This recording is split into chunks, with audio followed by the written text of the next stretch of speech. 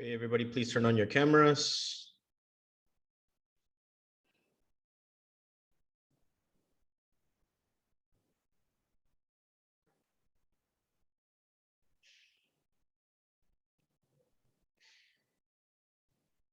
Today's attendance code, 5,000. 5000, 5,000.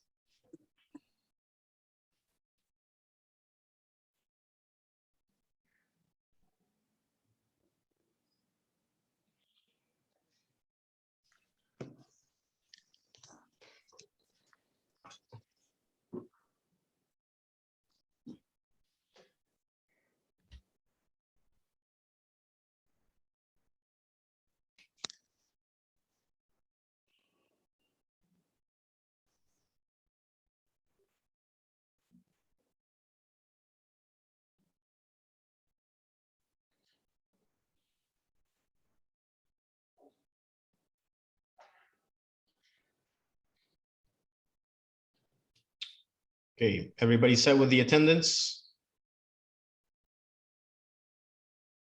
And attendance code is 5,000. Does anybody need extra time?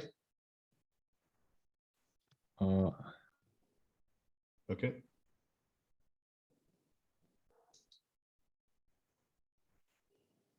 One more minute.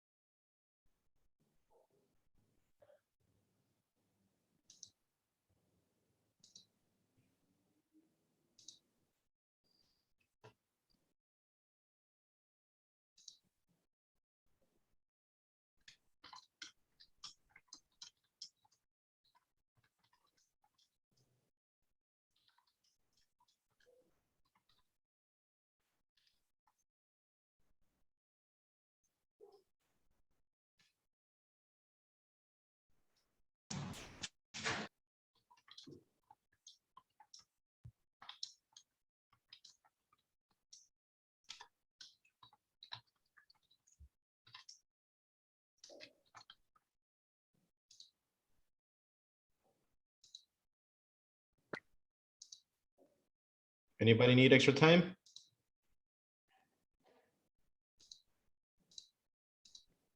All set?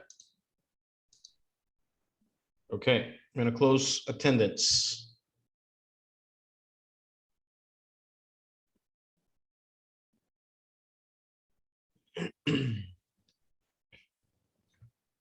Okay, so just as a recap,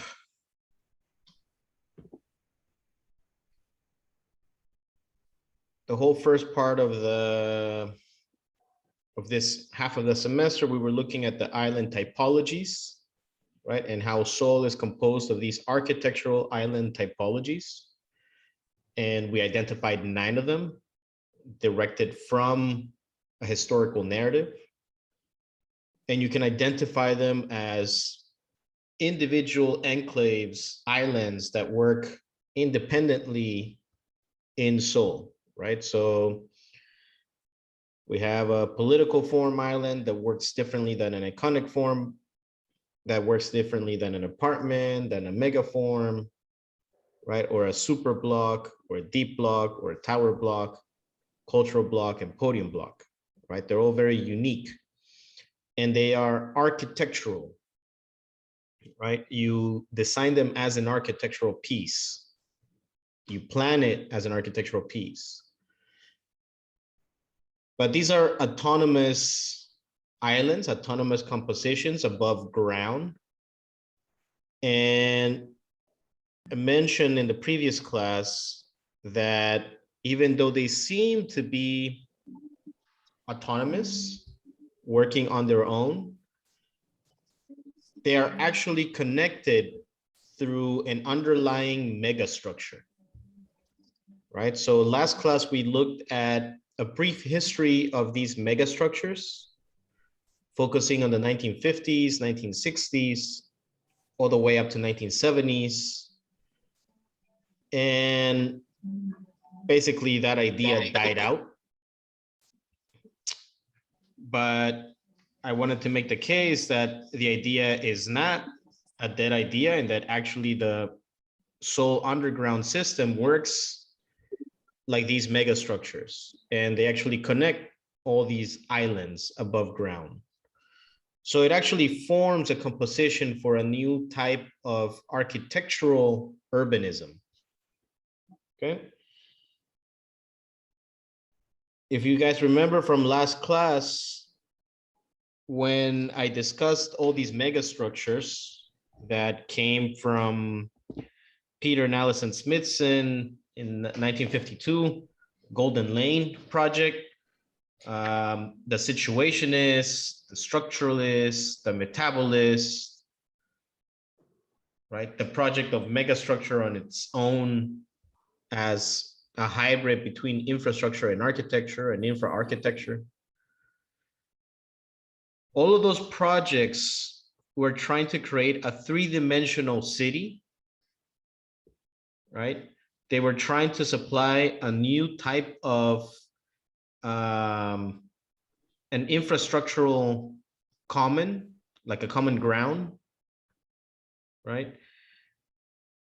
They form new pedestrian grounds, and they produce a temporal condition where the city could grow organically through plugins, right? You would have this basic framework, a basic structure, and architecture could be plugged in. Okay. So what I'm going to suggest is that these architectural islands that exist in Seoul are actually working like these plug-in units that plug into a megastructure. Perhaps the scale that we discussed last week with all of these proposals from mainly Europe, perhaps they were out of scale or proportionally not balanced in terms of the density that they were supposed to work in, right? Even though European cities are relatively dense, perhaps it was not the adequate density needed for these things to operate, right? So perhaps now that Asian cities like Hong Kong, Singapore, Seoul, Tokyo, right, they have a much higher density, much higher capacity, much better technological construction capabilities, and they are forming these mega cities, right? 10, 20, 30 million people living all together, that perhaps this megastructure idea still works here. And not only theoretically, but actually practically, it is working and it is alive here. So today, excuse me. For the purpose of this class, we're going to look at the Seoul condition. The Seoul megastructure that puts everything together.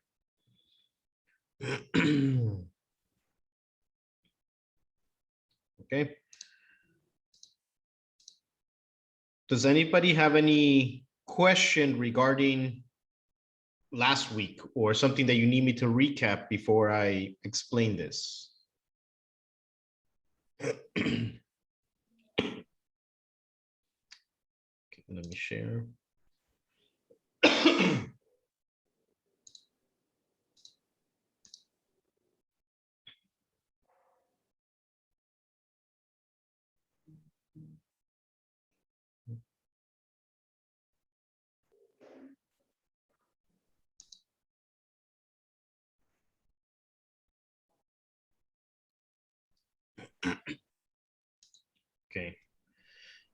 Can you see my screen?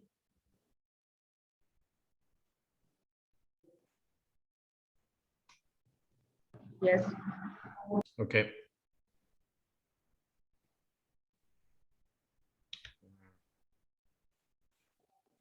It's a bit frozen.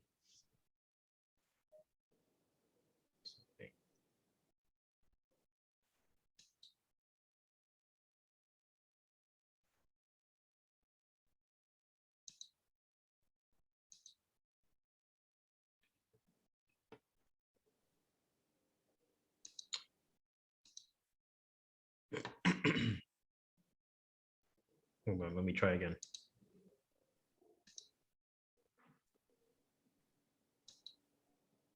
Okay, so working now? All right. So you guys can see a screen that says Seoul Megastructure. All right, so we're gonna try to look at the condition of Seoul and understand its underground network as one of these megastructures that were proposed in the 1960s. Okay, the underground network, when I say the underground network, the first thing that may come to mind, it's the subway, right? But actually the underground network of Seoul goes way beyond just the subway. It actually has 3,253 civil defense shelters, pedestrian underpasses with 2,773 stores, 29 arcades, and then whole other bunch of stores just within the subway stations. And it works as basically a bundled system of infrastructure and spaces and connectivity all as one structure, right? The diagram that you see on the bottom left, you'll notice the composition of a typical subway line in Seoul, right? So you have the tubes where the actual train goes, but they use that same infrastructure for water, sewage, energy, gas, electricity, communications, heat, right? Everything is bundled together as one giant structure, right? As one bundled tube of utilities. This is not only infrastructural, but the case I'm going to make is that it gets hybridized as an architectural composition, and it takes on the form of these infra-architectural hybrids that I discussed from the 1960s, these megastructures, right? So understand that the sole condition of an underground, it's all of these things, right? There's retail, there's defense shelters, there's infrastructure, right? It's a bunch of all these elements that actually combine to make one single network. So it goes beyond just the subway. The subway obviously is part of it, and it's perhaps the major part of it. I will argue that it's the most important part of it, but it goes beyond just the subway. The map on the bottom right, that's actually a mapping of all the underground civil defense shelters that exist in Seoul. These came about primarily after the Korean War, right? There was still, and still today, a fear against an attack from North Korea. So these are made throughout the entire city in order to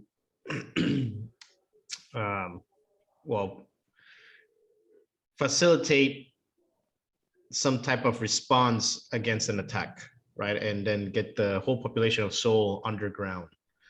If you imagine that scale, right? If you think about that operation, we're trying to get 10 million people to be safe under an attack and put them underground.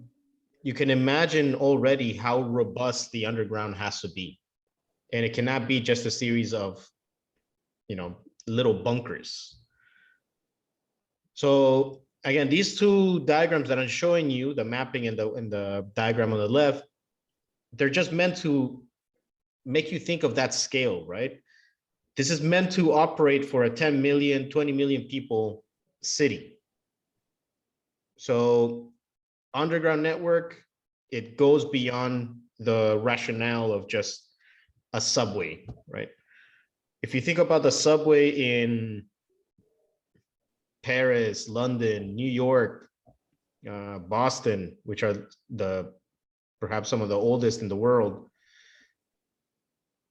they're primarily just the mode of transportation, right? The London Tube, for example, you tap in, take an elevator, go to the platform, take the train, come out of another platform, take the elevator out, and you're out. And that's it.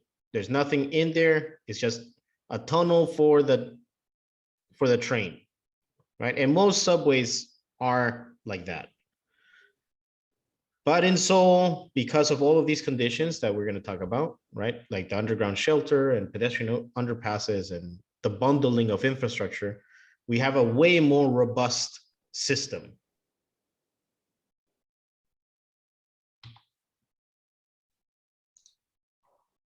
Okay. The way that we're going to understand how this system became an architectural building or an architectural composition rather than just pure infrastructure as it happens in London or Paris, right? The Seoul underground actually went through a process of hybridization. And I would say that it has to do with these 3 points. Seoul extended a metrocentric policy. The financial model that was required for the development of the underground also pushed a programmatic agenda. And then there's this agenda for the cultural capital that we already talked about when, the podium typology or the cultural island was developed. There's an agenda of the cultural capital and a sharing economy that also wants to optimize infrastructure, meaning make the most out of the infrastructure that's already there, right? So these 3 points end up pushing the boundaries of what an underground network can be, right? Again, we're going to move beyond just thinking of this as a subway. And it's actually more of an architectural piece, a megastructural architectural piece. Okay. So if we're going to relate it to the megastructure that was proposed in the 1960s, we must understand the attributes that came with it, right? The Seoul underground, does it produce new pedestrian grounds with alternative programming? Does it allow for formal urban growth through the organization of a single structure? And does it allow for that flexibility in a temporal condition of allowing plugins, architectural plugins to connect to the system, right? Those were the 3 points that were the main criticism of megastructures in the 1960s. So we're going to see if what I call the Seoul megastructure, this underground network, if that provides these 3 points, right? And if it provides these 3 points, I would say that it's a valid megastructure.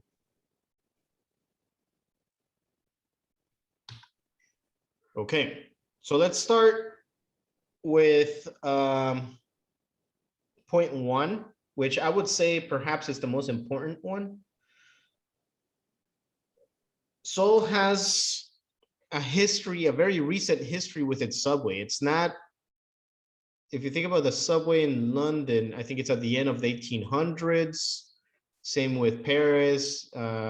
Boston is the first one in the US, and I think it's 1904, I believe.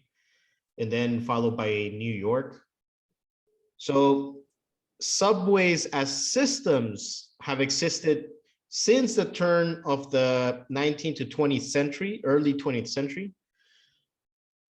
The subway system in Seoul doesn't come until 1970s, right? So other countries have already had almost 3/4 of a century to develop subway systems. Seoul's is relatively, I would say, new. And if you remember from the Daehan Empire, when King Kojong was looking to modernize with the Gwangmu reforms, he was looking to bring modern technologies. The first electric line was laid out in Seoul.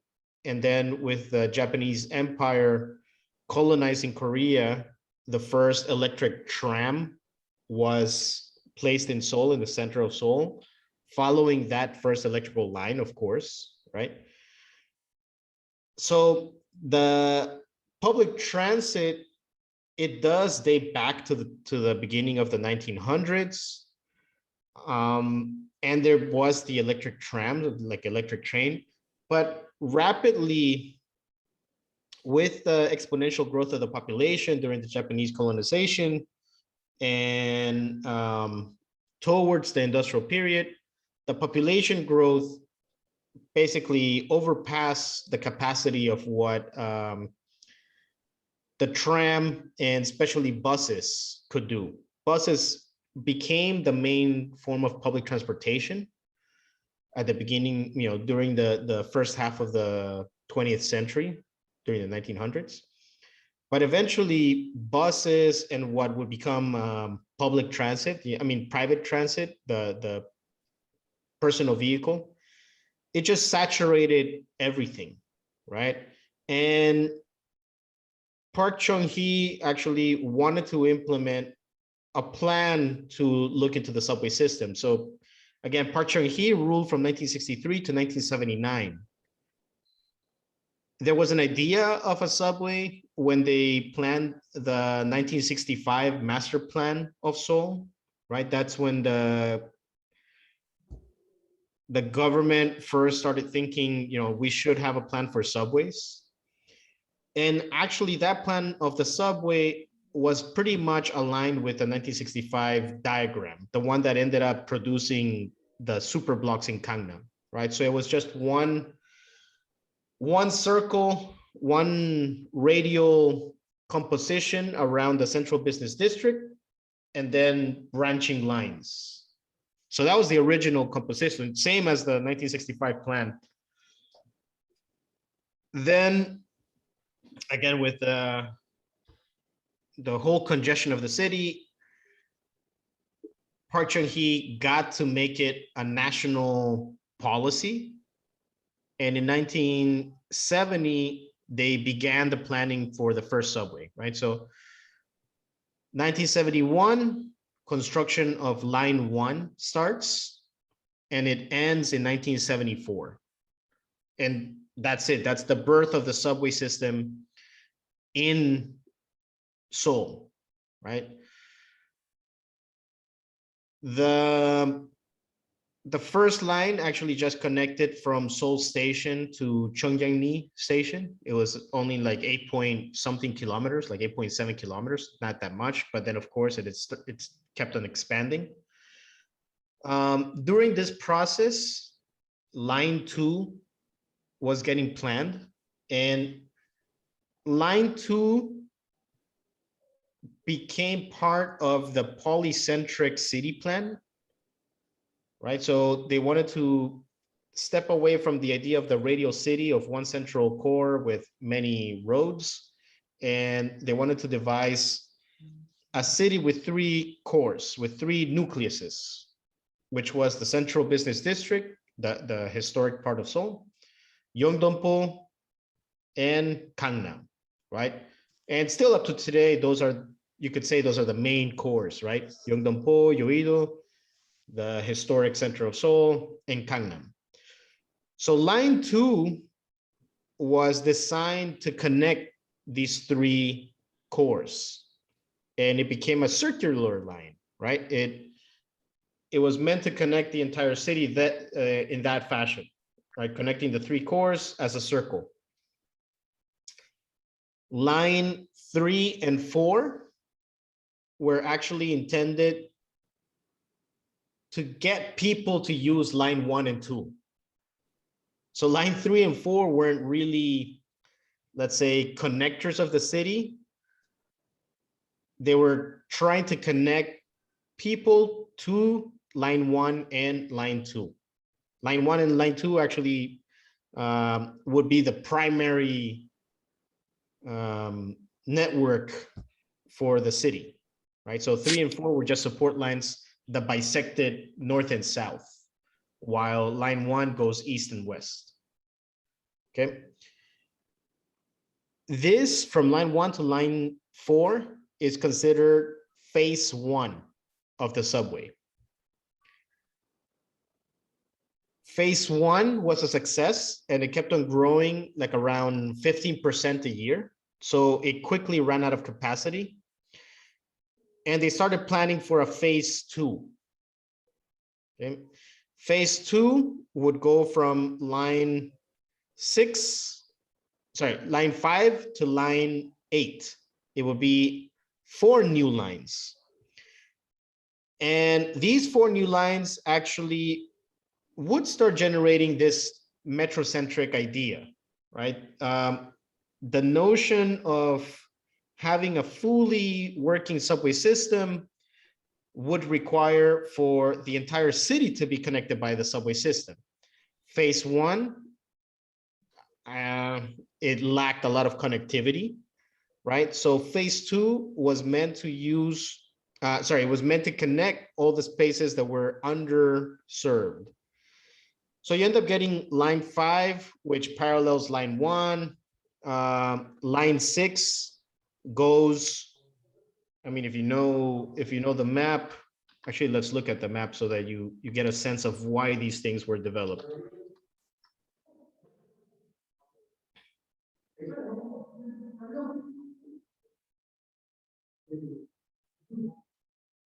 Okay, so here we go, right? So line 1 and 2, of course, are the primary lines. So line 1 connects south to north, let's say, right? Line 2 does the circle and connects the central business district, Yeongdeungpo, and Gangnam, right? Line 3 and 4, basically just north and south to get people to use line 1 and 2. And here comes phase 2, right? So phase 2, we end up getting underserved areas. So if you look at line 5, where's line 5? It's the purple one here. So line 5 starts connecting Yoido and it goes in parallel to line 1. Line 6 connects the central part of Seoul, but to the south of Namsan, which becomes Itaewon, right? Line 7 connects Gangnam, as well as line 8, right? So where's line 8?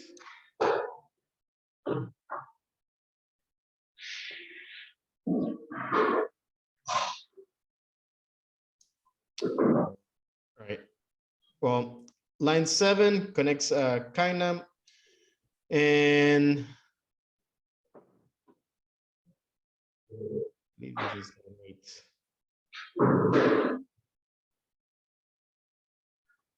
And line 8 connects Jamshil, right? So they try to connect the underserved areas that were left behind from phase 1. These get completed by 1999, and that's phase 2.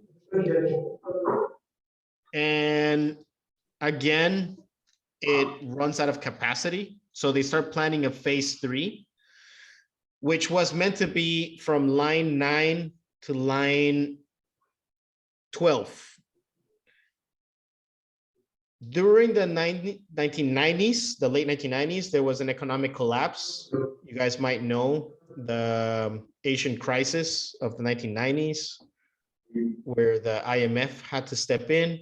So quickly they scrapped the idea of phase 3, and only line 9 survives.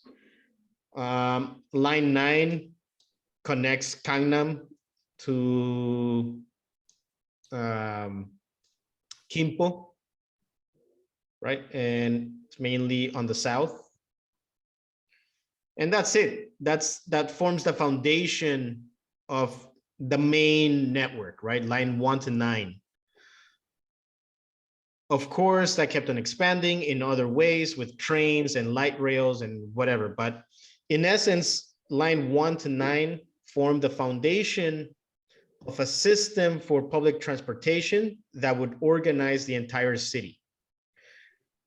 At the beginning, it's a reactive process. It's not really organizing the city. The city is not growing based on the subway. The subway is reacting to the city that's already there, right? It's building under the city, but it's trying to connect the whole thing, right? So let's go back here. So what happens, right? Now we're in the 2000s.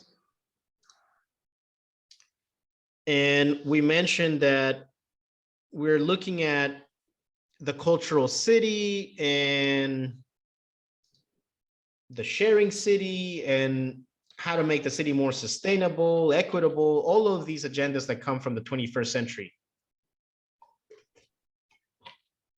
Sustainability, accessibility. So this was a plan that was launched called the Seoul Transport Vision for 2030. You guys can check it out. And in essence, what they're saying is we're going to try to push the agenda for all citizens to use public transit. The idea is to reduce the amount of congestion of the streets, reduce the amount of private vehicles, and get more people to use public transit. Right, so this is the paradigm shift of what they're thinking about, right? So move from the car to the human, from mobility to accessibility, from restricted mobility to universal mobility, from owning to sharing, divided modality to intermodality, top down to bottom up, hardware to software, efficiency only to equity, sustainability, and economic, right? So there's these human, sharing, and environmental factors that make up this vision of the transit for 2030. So this means basically we need to push the agenda of the subway, right? These are the targets. So if you can see the triple targets. Reduction in number of cars by 30%, reduction in transit commute travel time by 30%, and increase green space ratios by 30%. Okay. I mean, this also includes, as you can see, walking, cycling, zero emission vehicles. But it relies heavily on the optimization of the subway system. I like this one, road diet, right? Let's get rid of all the fat infrastructure, the obese infrastructure. Let's lean it down. Let's make it more sustainable. Okay. So with this agenda that the city has placed of getting Seoul to be more public transit oriented by 2030 and reducing the amount of public vehicles, it would rely heavily on the subway system. Okay.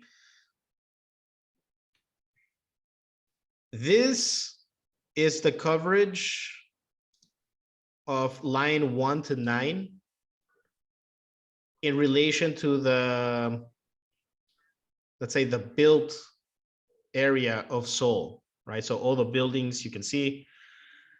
The radius is a 600-meter radius, which it symbolizes a 10-minute walking distance, right? So if we're going to have this transport vision of 2030 to be more of a walking city, a sustainable city, then everybody should have access to public transit. As you can see, there's a lot of area that's missing, right? It almost covers everything, the subway system, but there's still some areas, right? So the city identified those areas. They call it the Northeast District 1, Northeast District 2, Northwest District 1, Southwest District 1, Southwest District 2, right? So they identified a couple of areas, 5 areas that are primarily underserved by the subway system, by line 1 to 9. And they started planning. There's no money to build a new subway line, right? They cannot build new subway lines. So instead, they wanted to optimize the existing network and introduce light rail. Light rail, I mean, it is like a subway system, but it's much smaller, so it's cheaper, right? So they are able to integrate light rail into these in-between spaces that are underserved. And again, the primary agenda is that everything should be within these 10-minute walking radiuses of a subway station, right? You should be able to get anywhere in the city via subway and have access to the subway within a 10-minute walk from where you are, right? So this is an existing plan. Some of it has already been built. The UI light rail transit line that exists. And of course, there's more that are getting built, but you could go and see this one, right? So this is the plan as it stands now. What does this mean? Again, in essence, it means that every single thing above ground should be within a 10-minute walking distance to the subway. There should be this instant connectivity to the network, right? This means that the nodes, the subway stations, they become essential to the growth and operation of the city above ground, right? If everything has to be within 10 minutes of the subway station, then you end up getting these groupings of amenities and services that happen around the subway stations, right? This is a mapping of all the convenience stores in Seoul in relation to that 10-minute walking distance of the subway station, right? So each circle represents that 600-meter radius from subway stations. You'll notice that the majority of convenience stores happen inside of these radiuses. Of course, there's sporadic ones here and there, but the majority happen inside of the subway stations. I think I have a actual number. Let me see.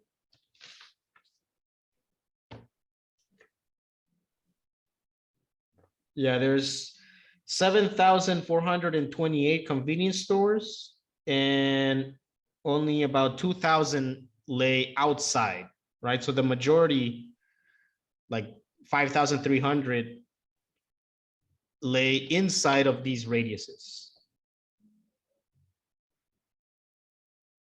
Okay.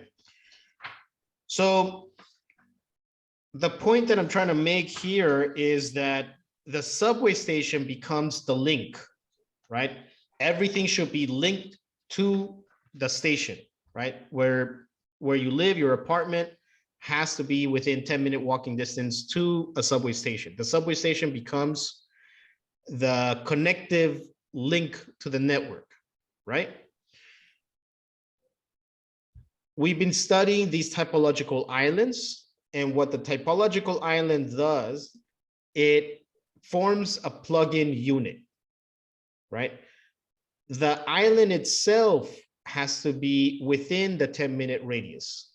Not all the buildings in the island, but the island itself, right? So this forms an idea of connectivity between above ground and underground through these islands, right? So this is just if I extrude the 600-meter radius so that you can see within the, actually the cores that we saw, right? We mainly saw the Central Business District, Yeongdeungpo, Gangnam, and Jamshil, right? So if you look at Jamshil, pretty much all of the islands are within a 600-meter radius, right?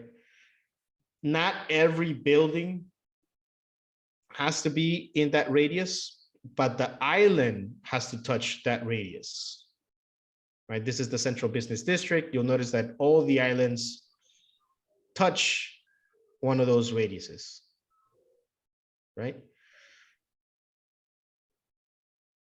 Do you understand what I'm saying right now? Does anybody have any questions? Because these are very abstract references. But it's important that you guys understand this very simple condition that everything has to be within 10-minute walking distance to the subway station. So theoretically, we have these islands that basically plug into the system by being within the walking distance to the subway station. Okay.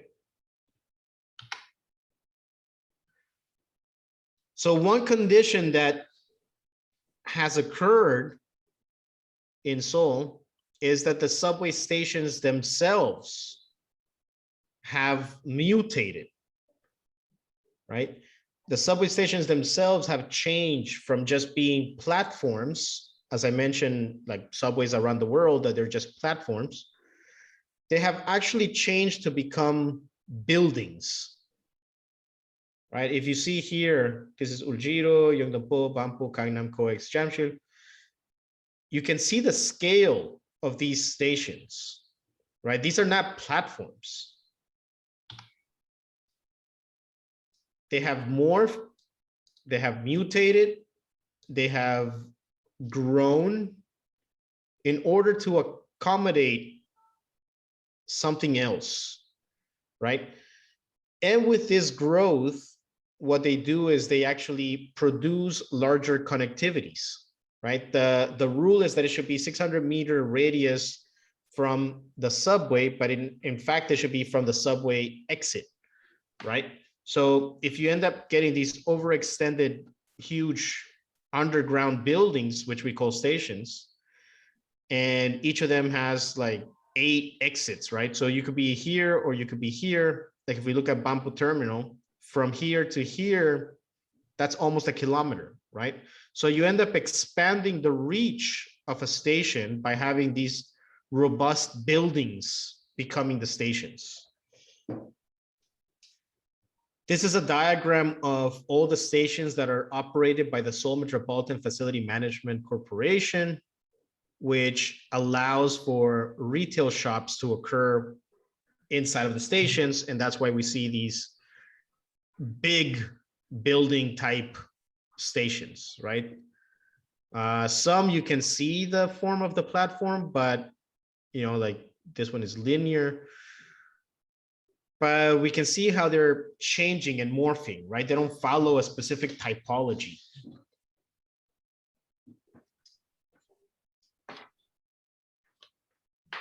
Okay.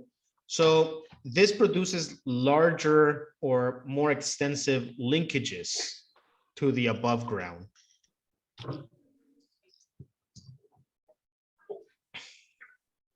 Okay, second point.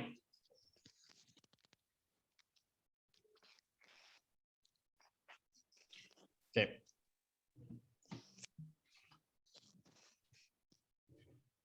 So first, we mentioned due to this vision of Seoul 2030, that it needs to be within a walking distance to each station, we end up seeing how important these stations become and they start growing, right? Why do they grow? Why do they allow for all these other alternative programs to happen? This has to do with basically the funding that was needed to develop the subway station, right? Phase one was heavily, it was heavily built with loans, with foreign loans, basically loans to Japan for the most part, right? Phase two took on some loans and some private partnerships, and phase three was mainly public-private partnerships. What the public-private partnership allows, which is a model that was borrowed from Tokyo, is the possibility of introducing real estate into the stations, right? If you have a private partner, a developer that is going to build some of the infrastructure, they want to see some money come back to them. Infrastructure doesn't generate that much money, okay? So how do you make money? How do you make a revenue? Of course, there's the operations of paying the ticket fare, but by making it a building, you end up getting the possibility of programming it so that you can rent it, right? You can produce commerce, you can produce commercial space, retail.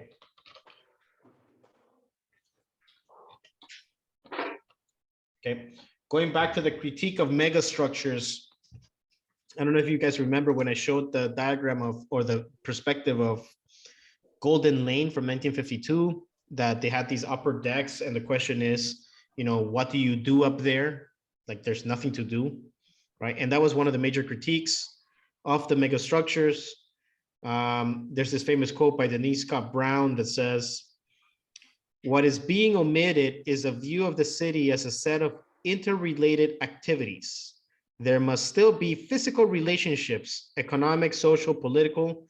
Otherwise, what is everybody doing up there together with everybody else in those megastructures?" Right? So that's a major criticism. What do you do if you only have pedestrian decks? If we're going to look at this as a successful megastructure, then we must understand how programming has taken an additional life in the subway, in the underground structure, to provide this layer of the city, right? It's a new pedestrian layer. So as I mentioned, through all of these public-private partnerships, they were able to introduce retail spaces. They're not just retail, as I'm sure most of you know, like if you go to Hongdae, that you just see shops, right? If you go to Gangnam Station, it's like a underground shopping mall, or Yeongdongpo Station, it's an underground shopping district. But we end up seeing, this is line 1 to 8, because line 9 is operated mainly privately. But line 1 to 8, we end up seeing these the diversity of programs, right, that are cultural spaces, production spaces, workspaces, amenities, food spaces, retail spaces, right? There's a huge diversity of programs that happen here that generate a true layer of the city, right? This is not just, again, it's not just pay the fare, go to the platform, leave, right? You end up getting all these amenities and services to happen within these underground stations, okay?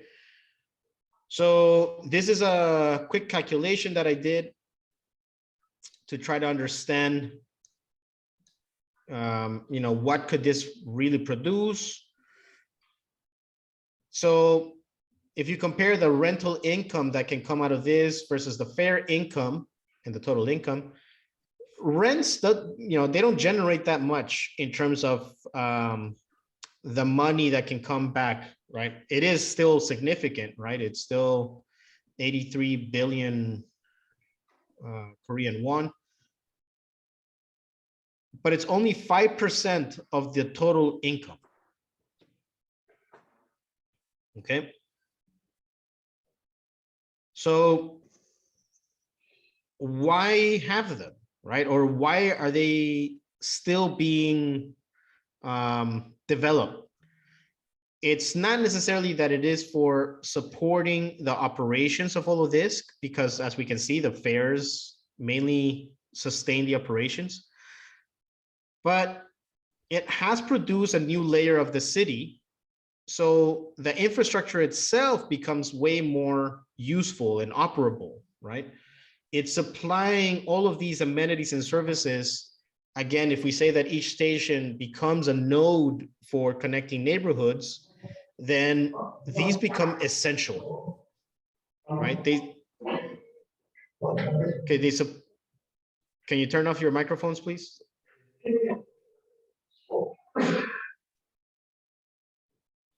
Okay, so stations end up becoming essential for the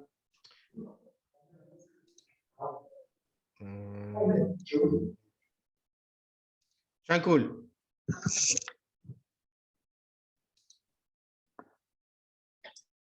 Can you mute? Okay.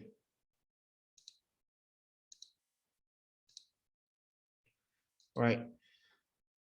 So the rental income, it's not necessarily that that's what's supporting the system, but it's seen as an instrument for connecting all of these neighborhoods. The station becomes an essential node to the neighborhood. It supplies amenities and services. So for example, these are some of the diverse programs that we'll see, from your local flower shop to some that are actual social infrastructure, right? So does anybody recognize the top right photo?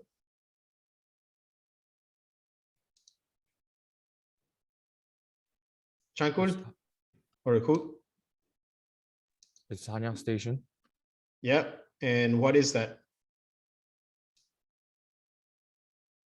Hanjong? I don't know the English name for that. Okay. Where we donate our blood, maybe. Yep. Yeah, it's a blood donation center. Okay. Let me see who comes from Tamara. Yes. You're coming from Dusseldorf, right?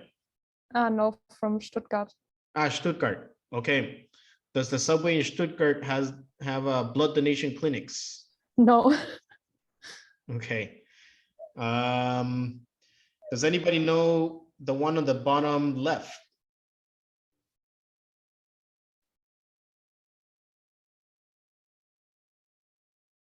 It's Seongsu Station. It's a Tucson station. Close. So this is a community fencing school, right? It's a fencing studio to learn fencing, right? With the swords. Again, this is inside of the station. Does anybody know what the bottom right is? 을지로 입구. And what is it?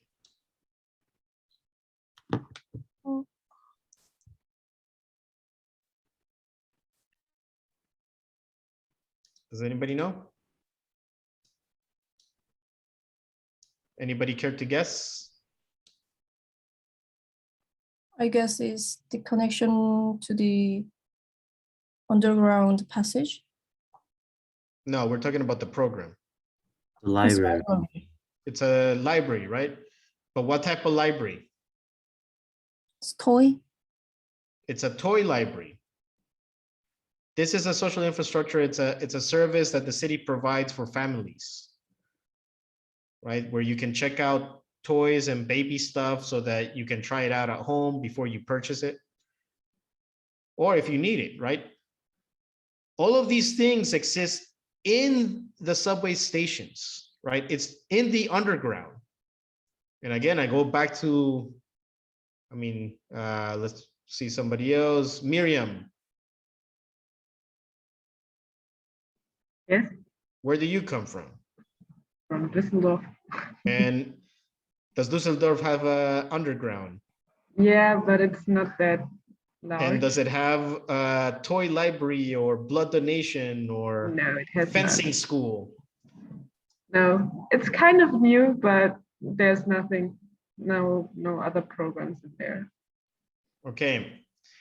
And these are typical, right? The one on the top right, we see these, you know, the CU and GS25s and some pajama shops and clothing and socks and some electronics, right? But we end up seeing some informal conditions, right? Like pop-up markets. The bottom left photo, that's in, where's that one?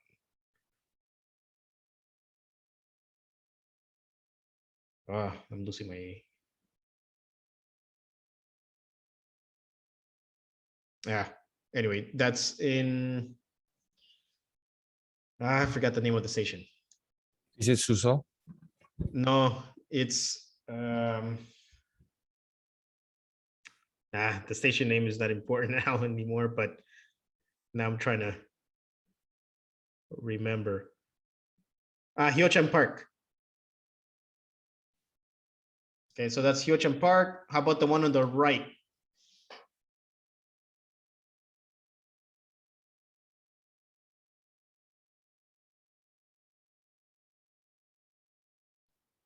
Hanjong? Do you know this one? No.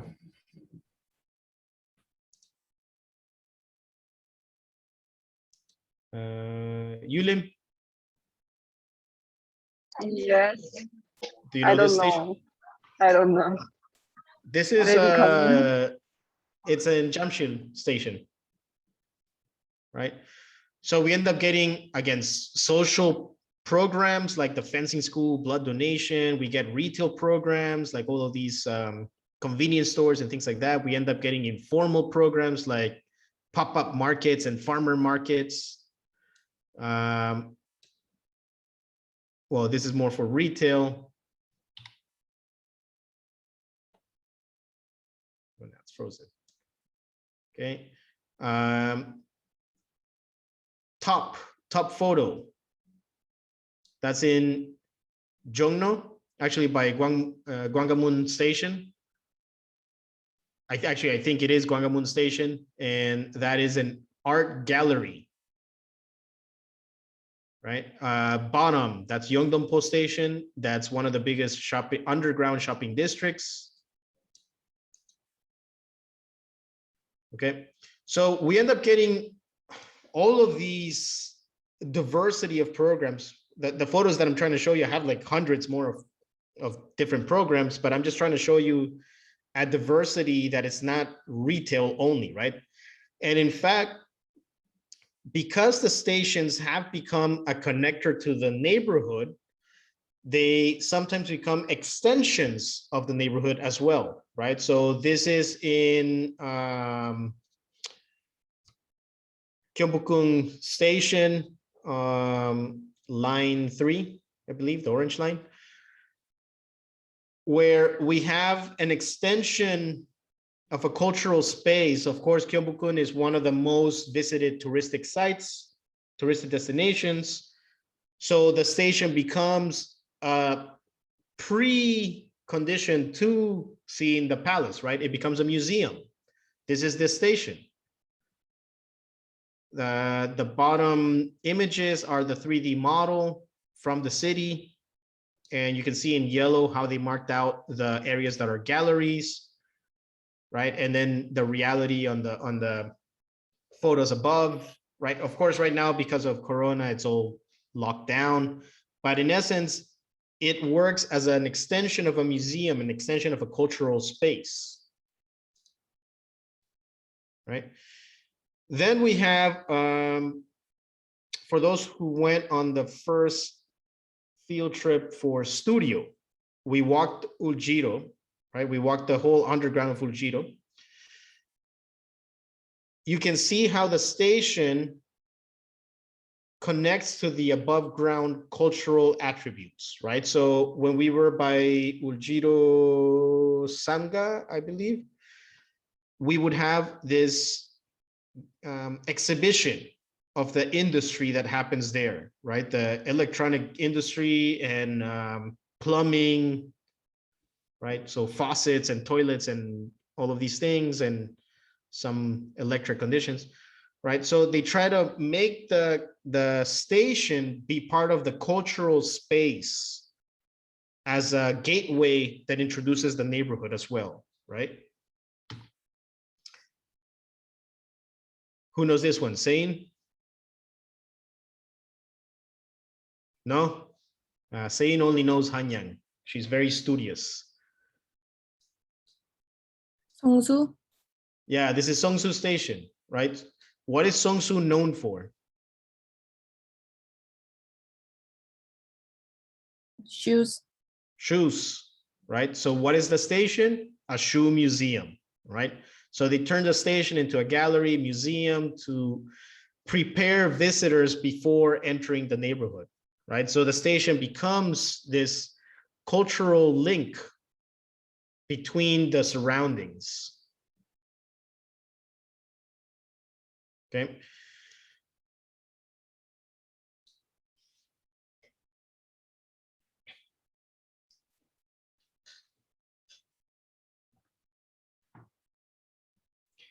Okay, so how does it work as a megastructure, right? So the first one, we know that it has this connectivity because of the mandate of the whole Seoul vision of 2030. We know that it has all of these alternative programmings, right? And those come from public-private partnerships and the idea to optimize the infrastructure to be part of the cultural aspect of each neighborhood, right? So we see from museums, galleries, cultural spaces, to retail shops and production spaces. Actually, there's one that's a farm. I can't remember the name of that one, but that one would be interesting to go visit. It's in,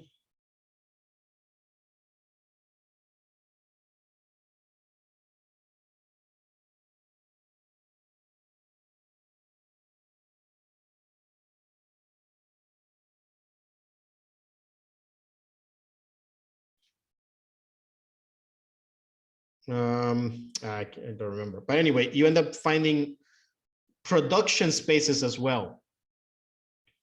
Okay, industrial production spaces, right? So now, how do we link it to? One second.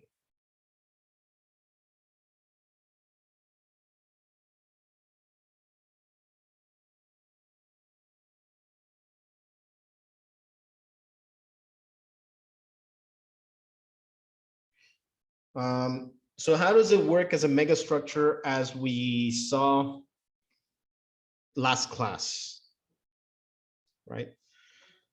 Okay.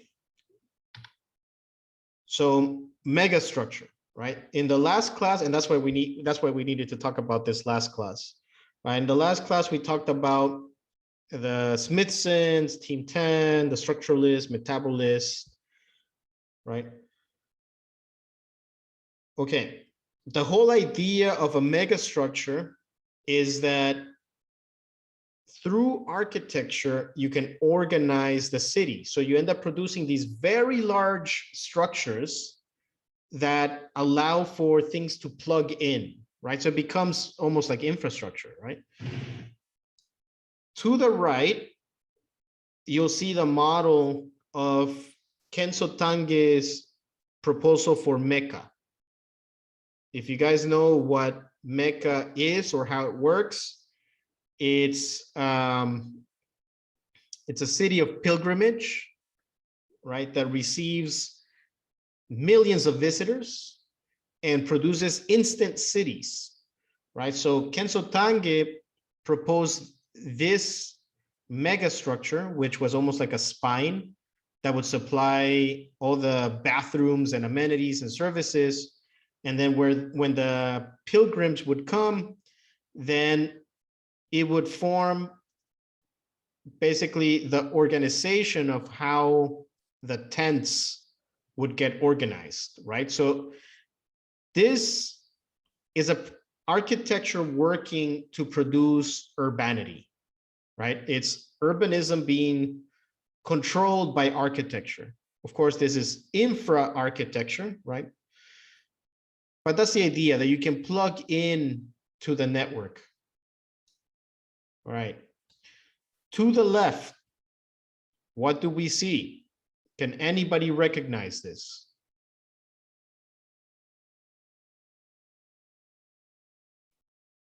Chunwon. Chunwon Kim.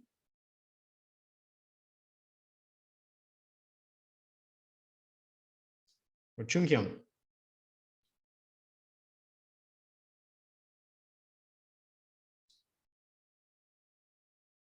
Maybe I'm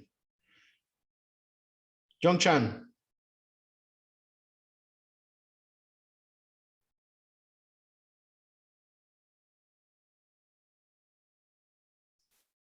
What are we looking at on the west image, on the left image?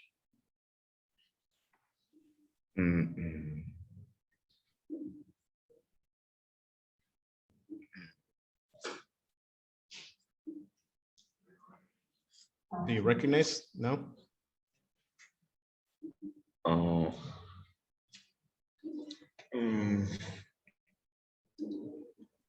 Anybody recognize?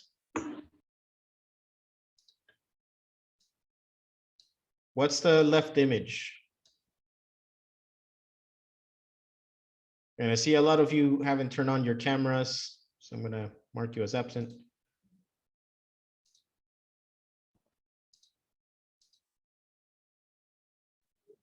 I remember it. It's a pathway megastructure.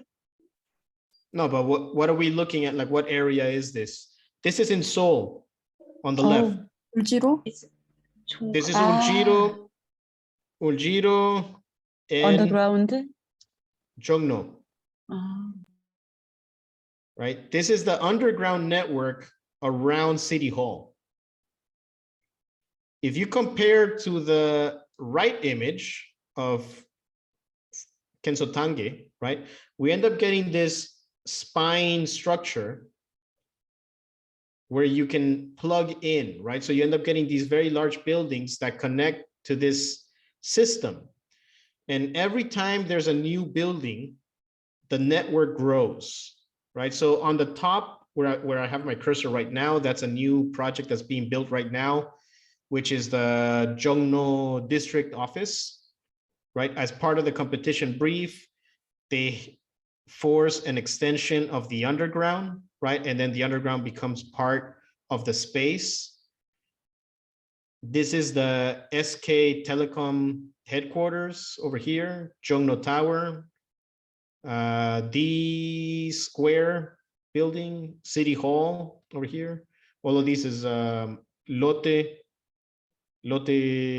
Avenue, Lotte Young Plaza, Shinsege,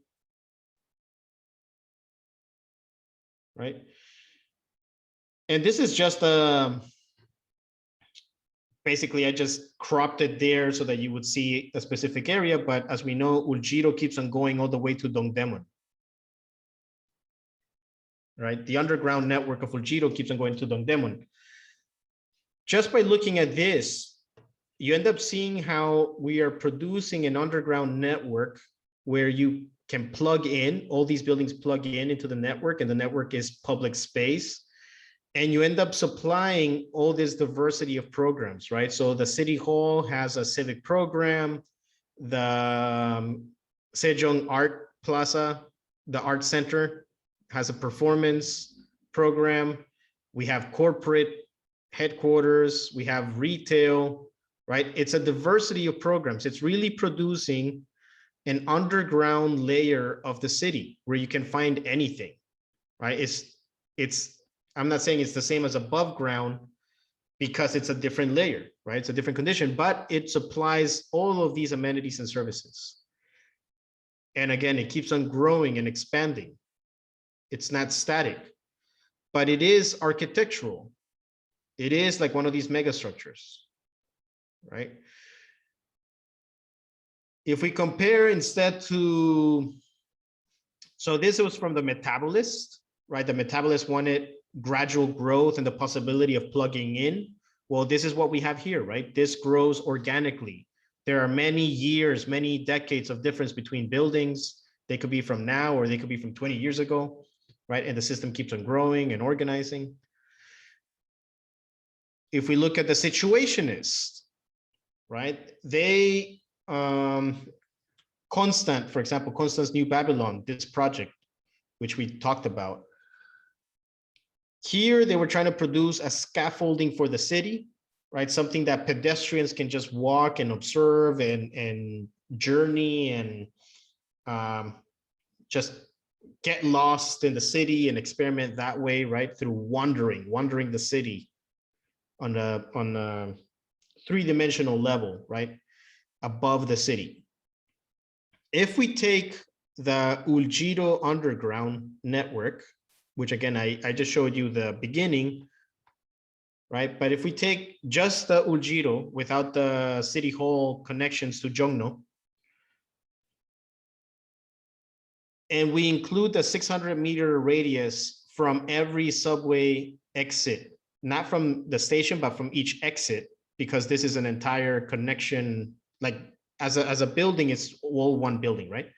If we take that compared to what Constant was proposing for Amsterdam and Paris, right? This is Amsterdam and this is Paris. Just Uljiro alone would connect all of the central core of Amsterdam, right? If you think about it in that way, what Constant wanted to do, that you wander through the city, right? But actually never touch the historic core of the city because this was a scaffolding that would sit on top. So it would, interrupt all the historic part. If we think of it as the underground in Uljiro, it does not interrupt the historic part, but it can actually connect all of the historic part. And you could walk through the entire city and pop in and out at any point. If we think of it in Paris, right? It basically connects from Arc de Triomphe all the way to the Louvre, right? So basically the whole Champs-Élysées would be Uljiro. Again, you can experience most of this, you would experience most of the city of Paris popping in and out from the underground like this, right? So this gives you a sense of scale, right? This is what they were proposing. This is how it would look in that setting, right? It would actually connect a lot of the city. One singular architectural structure would connect whole sections of the city. We also talked about Lomix, the Lower Manhattan Expressway by Paul Rudolph, right? Where we talked about that this came from the proposal of making a highway that would bisect the entire Lower Manhattan section of New York. Right, so Paul Rudolph decided to design it as a megastructure hybrid with covering it with residential buildings so that it would integrate to the urban fabric that way, right? So if we lay it on Manhattan using Broadway, right? It basically connects from Lower Manhattan all the way to Midtown without disrupting anything, right? It wouldn't disrupt as the above ground megastructure does. Having the megastructure underground actually allows for this connectivity to occur. Right, so again, this is just a comparison of scales of what was proposed in the 1960s or 1950s, 60s, and 70s, and how Uljiro works today, right? The scale that it has today. Actually, if I had laid this out in the same street as Lomex, it would connect the entire lower Manhattan. Okay. These giant connections, of course, I've been focusing on Uljiro because that's the most famous one and it's the biggest one, right? It's the longest one. It's 3.3 kilometers.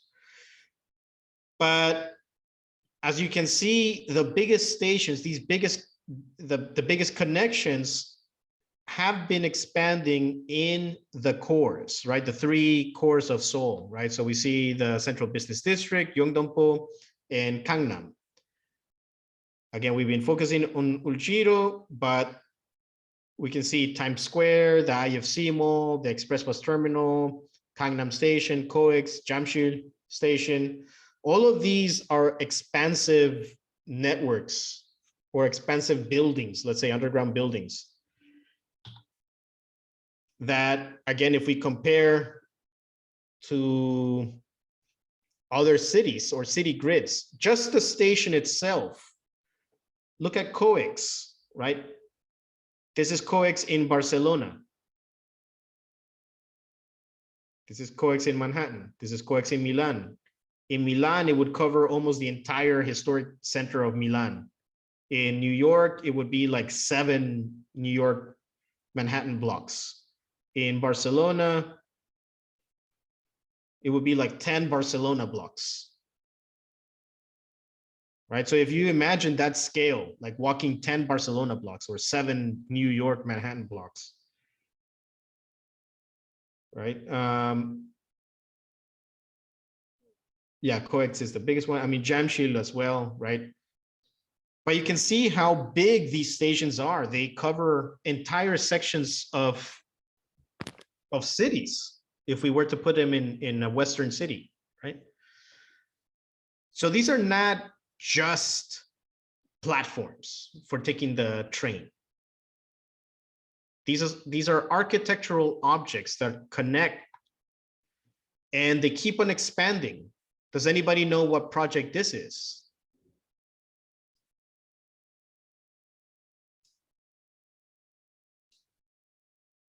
Building for Hyundai. Yes.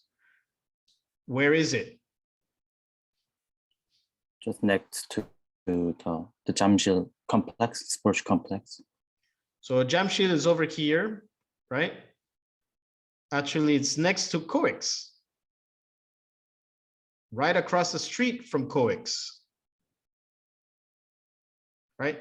And we see this, but again, I would say that this is like an iceberg, right? The way that Seoul is being developed is through these typological islands above ground. So what type of island would this be? Caroline?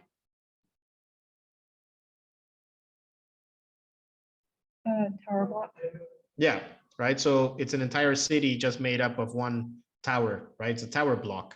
And this is what we see above ground, when in fact, everything connects underground, right? So above ground, we just see the tower, and the tower looks like an autonomous object, and it's meant to work like an autonomous object, right? It's its own corporate town, corporate city, a vertical city. When we go underground, we can see how all of these networks are expanding, right? The underground experience is expanding. It will connect to COEX. It will expand the COEX mall, right? It produces all of these multiple levels of pedestrian walkways. It produces all of these other public programs. And actually, I forgot to put it here, but let's look at it.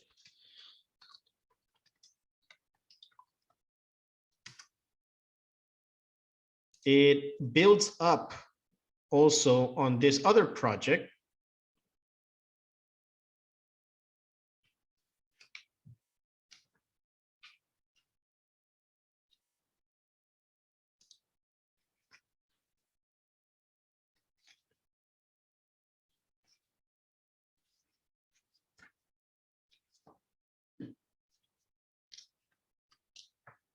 here.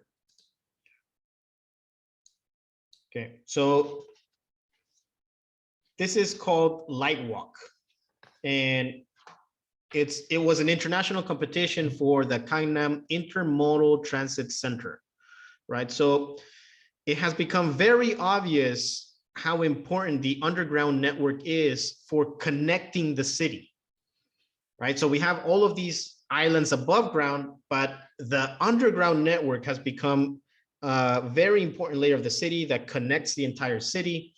So in order to enhance Gangnam as another core, another center of the city, they proposed the Intermodal Transit Center competition, which Dominique Perrault won, right? And it looks something like this. They are covering the entire street along next to Gangnam, next to COEX, which is, yeah, next to where this will be, right? So COEX is here and the Hyundai corporate tower is here. So everything in this road would become this project. I don't know how to make it bigger. Right? Which becomes about building the underground.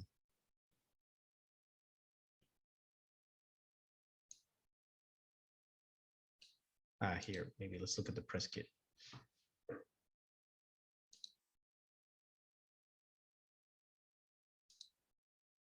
Right, so here it is, putting the infrastructure underground, but also building that underground connection, right? So this is where that high rise will go. And it's not about the above ground condition, but it's about the underground network.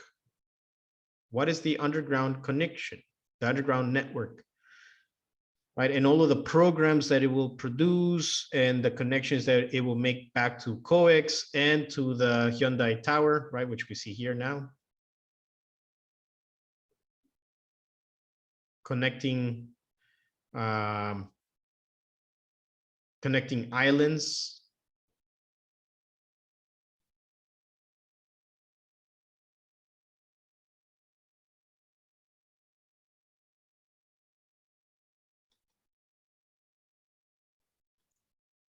Okay. I mean, there's tons of these, well, not tons, but there's many of these projects that are coming about in terms of expanding the underground network, right? To make it a true layer of the city with all of these programs and amenities. Does anybody recognize what this is? And again, this is in Seoul.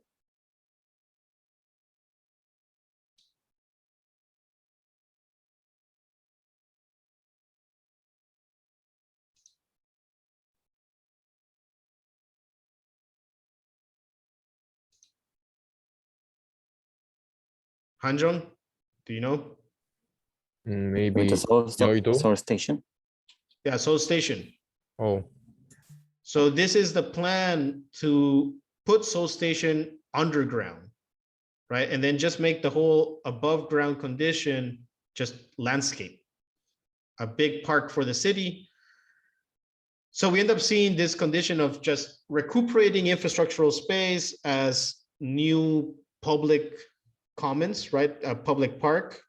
Those taking the landscape class, we went to visit this whole area, right? So it would make the this entire block a park above ground, but underground, we would see all of these programs and amenities and services, right, that connect to the underground system. Okay.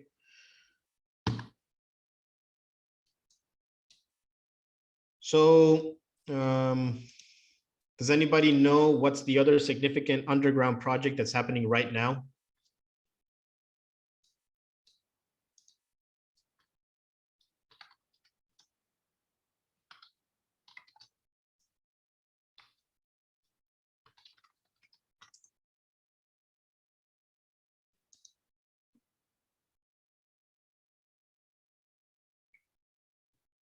No, this is not it.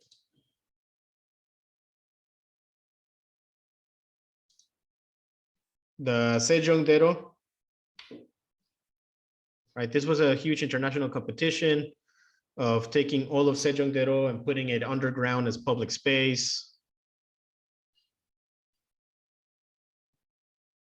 Has anybody been around Gwangamun lately?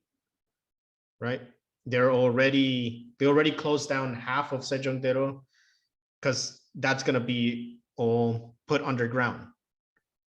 And not as streets. They're minimizing the amount of streets. They're just building up the underground. See, 31,000 square meters of underground city.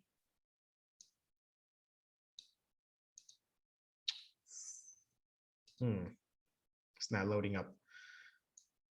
Anyway, so we see this network keep on expanding underground and connecting to new buildings.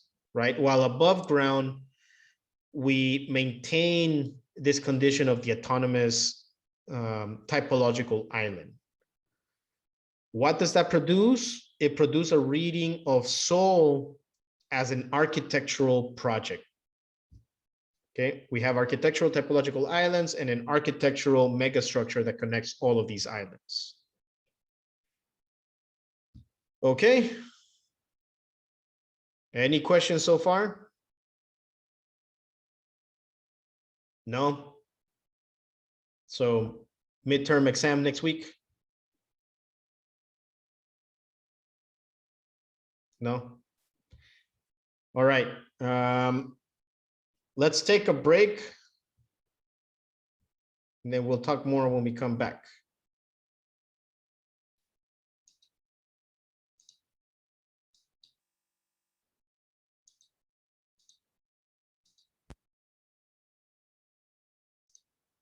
Okay, so we're back.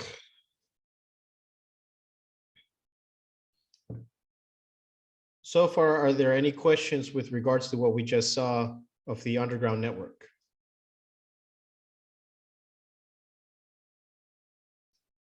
Okay, so we have seen two things.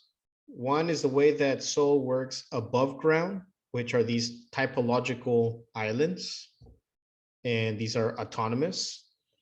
And two, the underground working like a megastructure. And it works like a megastructure because it produces a new ground, a new pedestrian ground.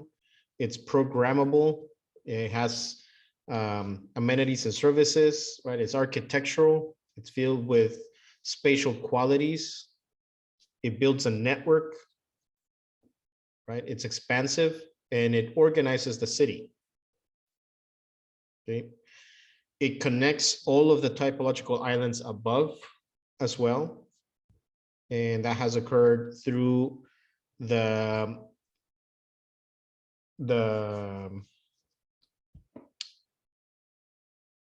metrocentric policies or the subway agendas of making Seoul a public transit city, right, by 2030.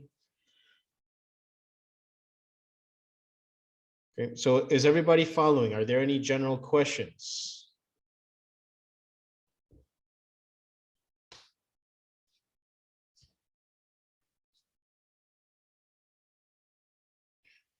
So far that we have seen these two logics, we can talk about this in two ways. One, which there are publications that describe this theory as typological urbanism. And two, which is the one that I'm trying to show you guys for Seoul, is interior urbanism. Okay.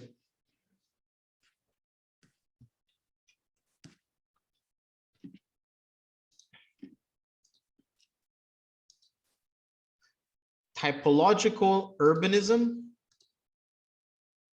is similar to how we've been describing the island condition, right?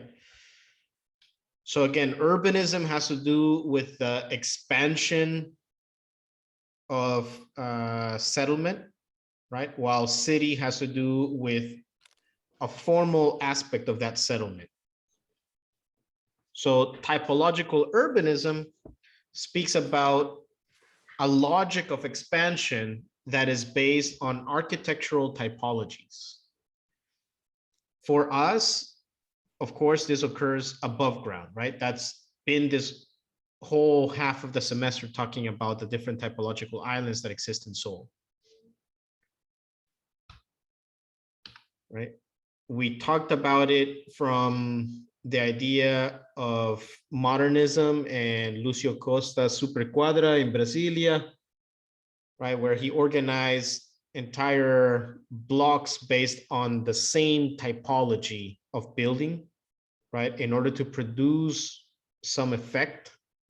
And in that case, it had to do with the social ground, right?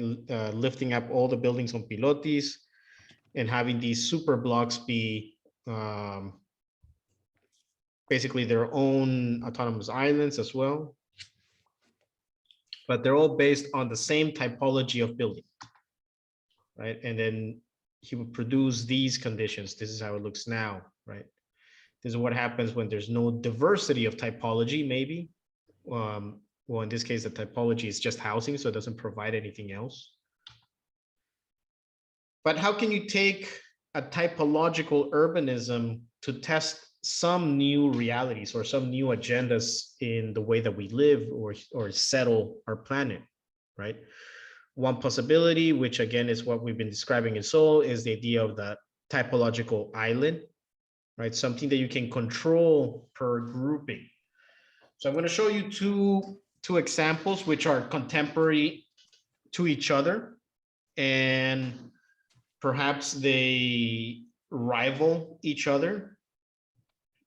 And they have to do with this idea of the typological island, right? So first one is the Penang Tropical City. This is OMA 2004 for a proposal in Penang, Malaysia. And the idea was to produce a whole new section of the city as a series of typological islands where each island would specify one typology, be it high rise, low rise, mid rise, villa, whatever it is, right? And you would separate all these islands. Right here, you can see, I'm assuming tower, low rise, right? And you would separate these islands in the new field and use the in-between space as collective space.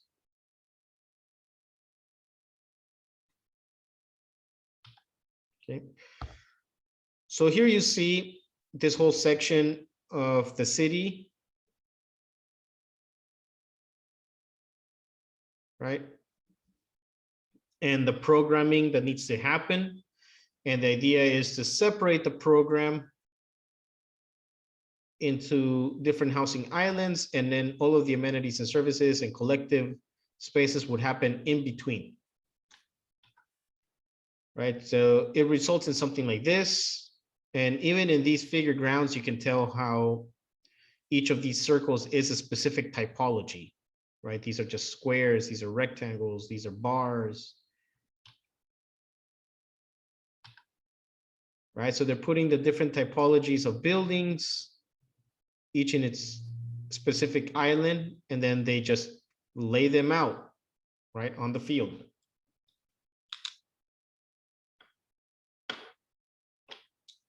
So you can see hotels becomes that one, semi-detached housing, convention center, residential tower, circular housing, garden housing, water towers, park apartments.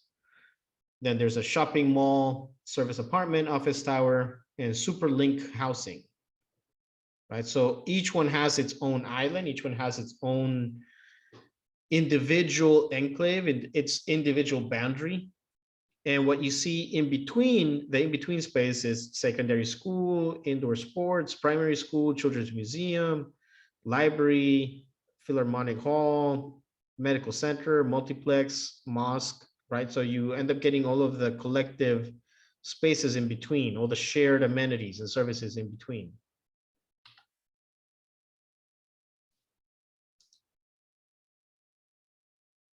Right? So you have to understand each island through its own individual typology. Again, for Seoul, this is how we're doing it, right? We understand the political form block, the iconic form block, the apartment block, the mega form block, the super block, the tower block, deep block, podium block, and cultural block, right? This is the same. Park apartment, circular housing, semi-detached housing, office tower, right?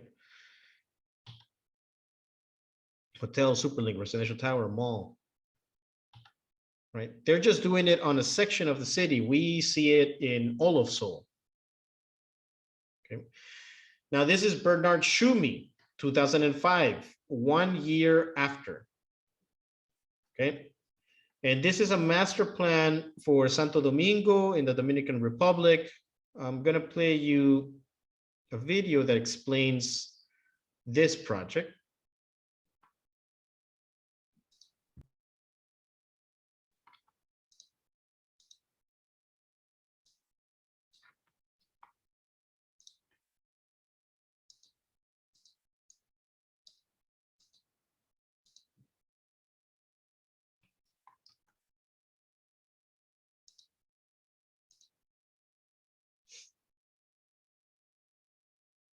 And it's a great pleasure to welcome back to the AA Bernard Schumi, who is joining us. Okay. He speaks with 2 clients for 2 months, trying to find out what's their views about their house they want to inhabit. And at the end of the 2 months, he tells them it's not a house you want, it's a divorce. And the two did indeed divorce. That's also the role of the architect. Okay, here we go. Tabula rasa never exists. Look, let's go to mega scale. This is the Caribbean. This is an island called the Dominican Republic. And one day we get the commission of a lifetime. Wow, look, nothing. And do you know what the program is? A city of 40,000 inhabitants. Now, any of you architects, you get really excited. Tabula rasa, 40,000 inhabitants, that's what you immediately think about, right? Here is Niemeyer, here I am. But of course, nothing again is so simple today. There is always something. This is something. In other words, in an island, which is quite interesting for the fact that 52% of the territory is nationally protected. It's like a national forest. Even though this area, the area of the site, was entirely free to do anything we wanted with, we could have torn everything down, we felt, hey, maybe there was a concept that could be developed. That concept, by the way, the program, what is driving this particular project is money, of course. Looking at the Dominican Republic as a hub, a financial hub, like the Virgin Islands or many of those, the Cayman Islands, a hub between Latin America and North America for exchange centers, free trade zone, free service zone, as they call today. The site, 6 kilometers times 4 kilometers. This is the tip of the island of Manhattan. So do you tear everything down? Not quite. What we started to do was to look at that planting, all the sort of low brush, low forest. Every tree is about, 15 feet, 5 meters high. And we started to say, let's start to carve a series of clearings. And in these clearings, the clearings would be the beginning of that master plan. In other words, elliptical openings, arranged playing with certain characteristic of the site. There is a topography. The topography and its site and its contours give us certain hints about the infrastructure, the road network, and little by little, we develop what I would describe as a chessboard of sort, on which once you've designed the chessboard, all you need to do is to add the pieces and the rules, how you play with it. And of course, you know, business centers, school, housing, shopping, and so on, as a series of specialized islands, not unlike something which has been enormously vilified, which is the bubble diagrams of the 50s, which, by the way, is a great invention which has been certainly not taken care of. And I encourage every one of you to revisit the bubble diagram. So here is each of our islands within the ground, in other words, the clearings, acting like boundaries. In other words, it can be either built or planted or fenced, depending on the activities that take place. And the master plan itself, phased over a period of 25 years, of the business center itself. And this is only a small part of the overall project. That's here, the business center and some of the areas. This is the first phase. Infrastructure has just started with hotels and things of this sort. So in other words, a concept begins once again with the understanding of what is happening around.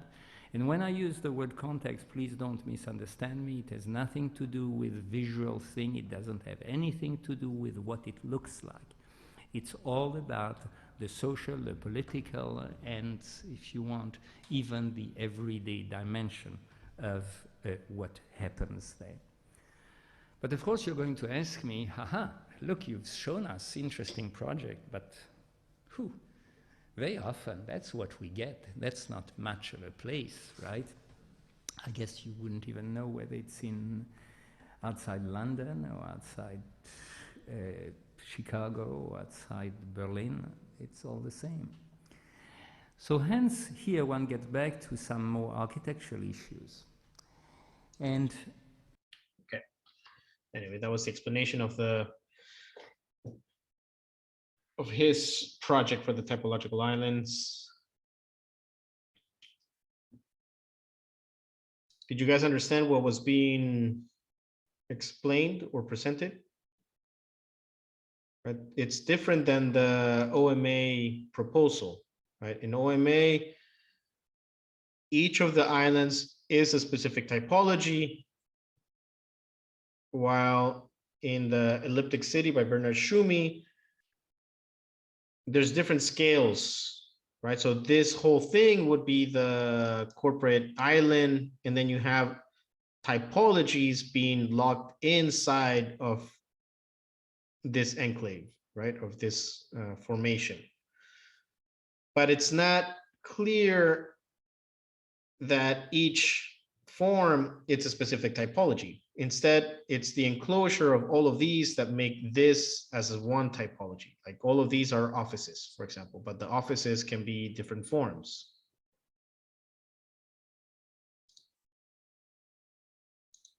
Right, so here we have the different offices, and that's in here. In another one of these ellipses, perhaps we have different forms of housing, right? But still that whole thing would be a housing island. So what he's doing is playing around with group forms rather than specific typology being repeated within itself.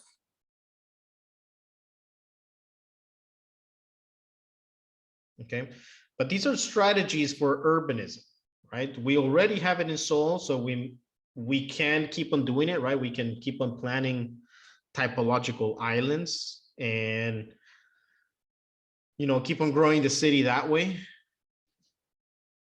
This is a project by Kirsten Greers and David Van Severen, along with Pierre Vittorio Aureli for Daejeon in Korea, right? This is a 2005. This is another typological urbanism, right? That through architecture, they're going to produce a series of repetitions that structures the way that the settlement should grow. The idea is to have these housing bars that form crosses, right? So this is the building, this is the typology, this is the housing. It's just very slender cross.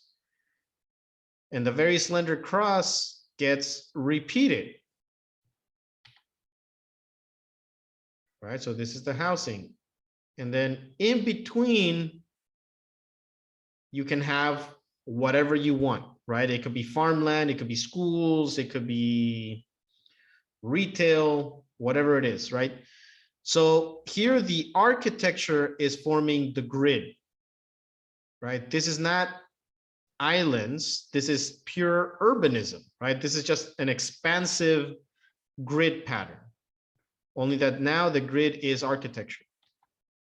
Right, so this is the in-between space. This is a festival, or it could be farmland, or a shopping district. Okay. Now, this is a, I said I wasn't going to show it, but I'll just show it. This is the explanation of what I talked about in terms of the jungle urbanism, that you collect typologies, and the typologies can be all different, and actually they should all be different, because what you're collecting is a grouping of diversity.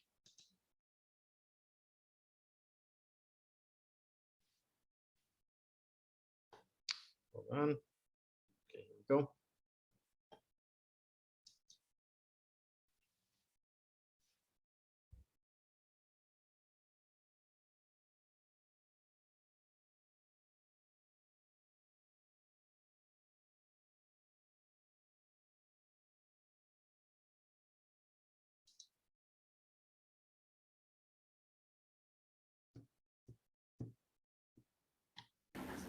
So I'm like comedy, dependencies, lassitude, fiction, sloth. These are the things I'm after. Yeah, and I'm because I just feel entitled to it. And I know some of you, I know you, Mark, for example, hurt often as I do. So I'm for you. Okay, so here's the deal. So I got asked by Peter Eisman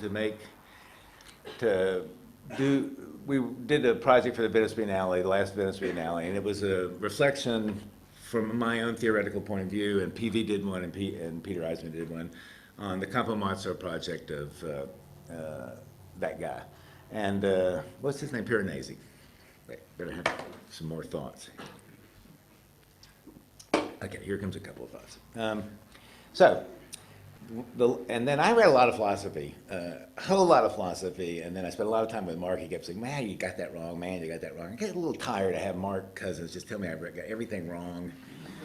You know, like Derrida wrong, Deleuze wrong, Kant wrong, Hegel wrong, Foucault wrong, you know, Kitten is wrong. Anyway, I found this book by a guy named Leibniz, and it's called The Monadology. It's 9 pages, and each one's one sentence, you know.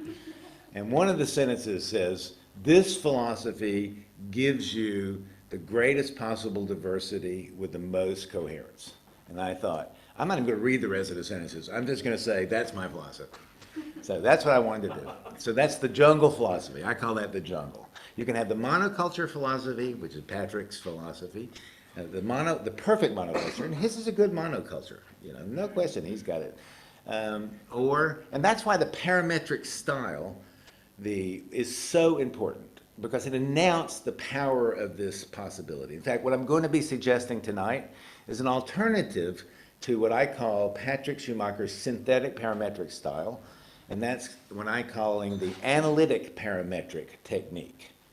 And I will describe that tonight. But anyway, so this is a jungle. And this is all these things I've been talking about. And the way we did it is really simple. We took this drawing, very famous drawing, particularly famous, important to me, because most of my work in the last 10 years, as you'll read in that book and some of the other places, is to constantly understand architecture's beginning point.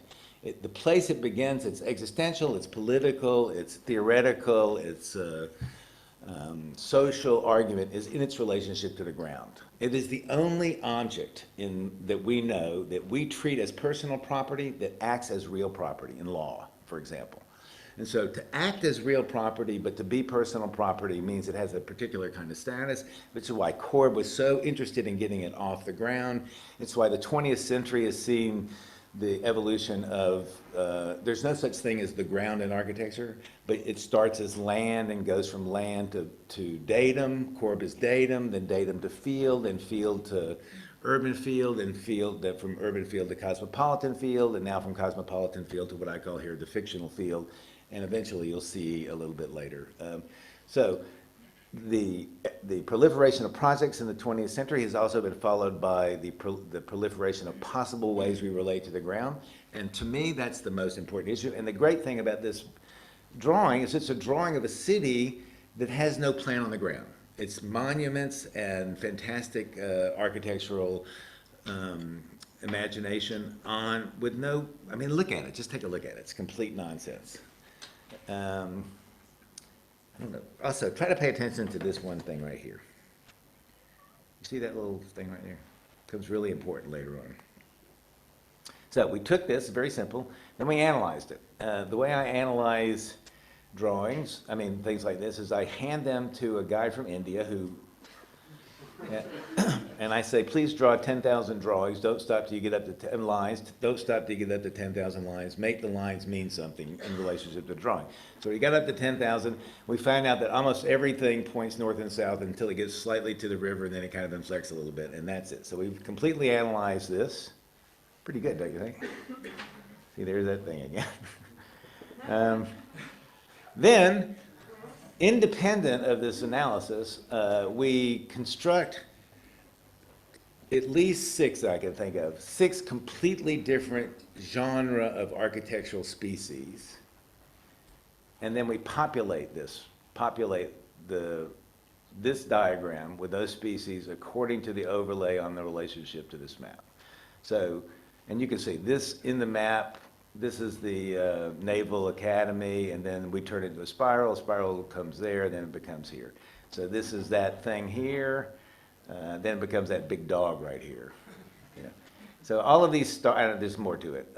So as we populate it, then we get this model. And in order to understand the population better, we construct a narrative. So there's heaven, there's the known earth, and there's hell. And we put Firminy Church as heaven, and we put Peter Eisman as hell. Then we decided to make everything come to life. So we stuck a pipe in Firminy Church, and everything else is brought to life. And in fact, this is Jose Uberi's Miller House, and the gates to hell are the shadow of the Miller House turned into House 2. You'll see it, stuff like this. So it's just one game after another after another. Then the way we actually constructed so this is it. So, and there's stuff going on underground and stuff like this. Fantastically fun model. So then I didn't want to be original. I'm not an architect. So we then got my friends. So this is Stan Allen. This is Andy Zago, Paranesi, Jesse Reiser, Nanako Umamoto, Peter Eisenman, Greg Lynn, some guy, old guy, must be Pantheon or Parthenon. Which one is it? Pantheon? Yeah, old guy. Yeah, Uberi. And then we started to play with them. Sometimes we just did silly things with them. We put a pipe in them, so Jose looks over the thing. Sometimes they're just as one of a kind with a little game, played with them. And then other times we took them, like these are Taiwan port terminal turned into snails, like a dish of snails on some ice. Now there's a ton of stuff in this about the ground. I'm just not going to go into it because it's a whole different lecture. Now this is a really interesting project. This is a project by Andy Zago called the Contortionist Project. The building comes up, goes all the way around, comes through. There's a mirror on the bottom. There's no column on the bottom. Really beautiful building. It just goes on and on. Then another one we invented for ourselves is called the Captain Dust Group. And the Captain Dust Group are all based on this idea. We found this three-dimensional tangram that was able to make all these figures. And so we made our own three-dimensional tangram and then made all these figures and then turned them into architecture. And so this is sort of like see this guy's got his knees crossed and then he smiles. And then we made them put magnets on them and threw a bunch of junk on them. And then, anyway, so then we did all these tests. Then there's the ants of hell, and you know, there's just tons, and there's 5 species. These are the they get organized to a spiral. This is these are the pasta architecture. There's pasta, every possible pasta. Stuck it all on there, made a gigantic mess. This was homage to the South, the context, racial conflict in the United States. I don't know. So this is what you do when you're bored and have a little extra money, like a lot of extra money. And here it is. This is the Miller House reflected into House 2, and goes on and on. So it's a gigantic thing, and it's a mess from below. I mean, it is a jungle from below, but it has a high degree of order from below. So that was last. Anyway, so yeah, I was afraid of showing it, but still it's relevant in this discussion of typological urbanism that, again, the clearest way to understand it is the way that we talk about it in terms of Seoul and the islands, just like the example that I showed for OMA or Bernard Schumi in Santo Domingo. This last condition is something of, again, he calls it the island composition, which just has to do with collecting many typologies and then grouping them together. So it's more of a connection through differentiation, right? So the more variety you have, as long as they're all grouped together physically, geographically in one, you know, boundary, then that can produce a typological island as well. It's a typological island of variety of typologies, if you understand what I'm saying. Okay. Okay, so typological urbanism has to do with that. But as we see in Seoul, or as you see from typological urbanism, it's always very autonomous, right? You build the islands and it's just its own thing. So the process that I'm showing you in Seoul is that we can have another architectural layer, this megastructure that connects all of the islands.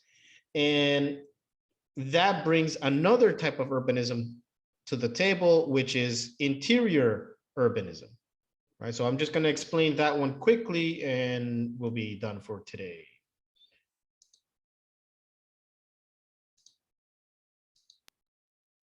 No, sorry.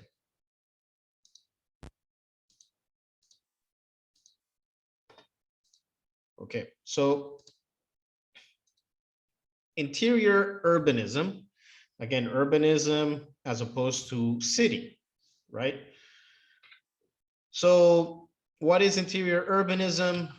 We can talk about it in 3 ways, and we have talked about it in 3 ways. Actually, in the class, we've only talked about it in 2 ways, perhaps. But there are 3 ways that we could understand it. The first one is basically an organizational strategy. How do you plan the interior of a building? And this often happens to be borrowed from urban planning in order to produce a floor plan layout, right? We borrow strategies, for example, of axes and landmarks and neighborhoods as a way of laying out a floor plan, right? If you look at, for example, cafeterias or office buildings, right? This is how they're laid out. We have, you can compare like all the cubicle farms, almost like slab housing, and they have a boulevard that leads you to an open clearing, which might be the lounge, right? So you're abstracting ideas of the city as a formal pattern for the interior space. The second one,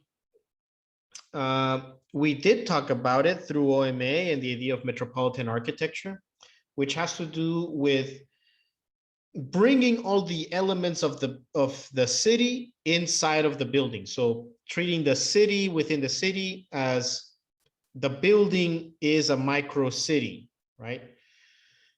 So all the projects of OMA have to do with this strategy, right? The idea of making these autonomous islands because the building itself is a micro city, so it can work autonomously. In Seoul, we talked about it with the deep block or the tower block, right? And that those relate directly to metropolitan architecture, the tower block as a vertical city, the deep block as basically the conditions shown in this diagram, right? That you inject all of these micro architectures inside, independent of the shell, and you produce these events and the conditions of the city inside of the building. Okay. So that could be an island unto itself. But then getting to the third definition, which is infra-architectural interiors, this relates to this megastructural condition of Seoul, right? That we have this expansive network underground that keeps on connecting all these islands above ground. If you think about it in that way, right, you could be in your apartment block, come down the building of your apartment, get into the subway, and then pop out in a tower block, right? So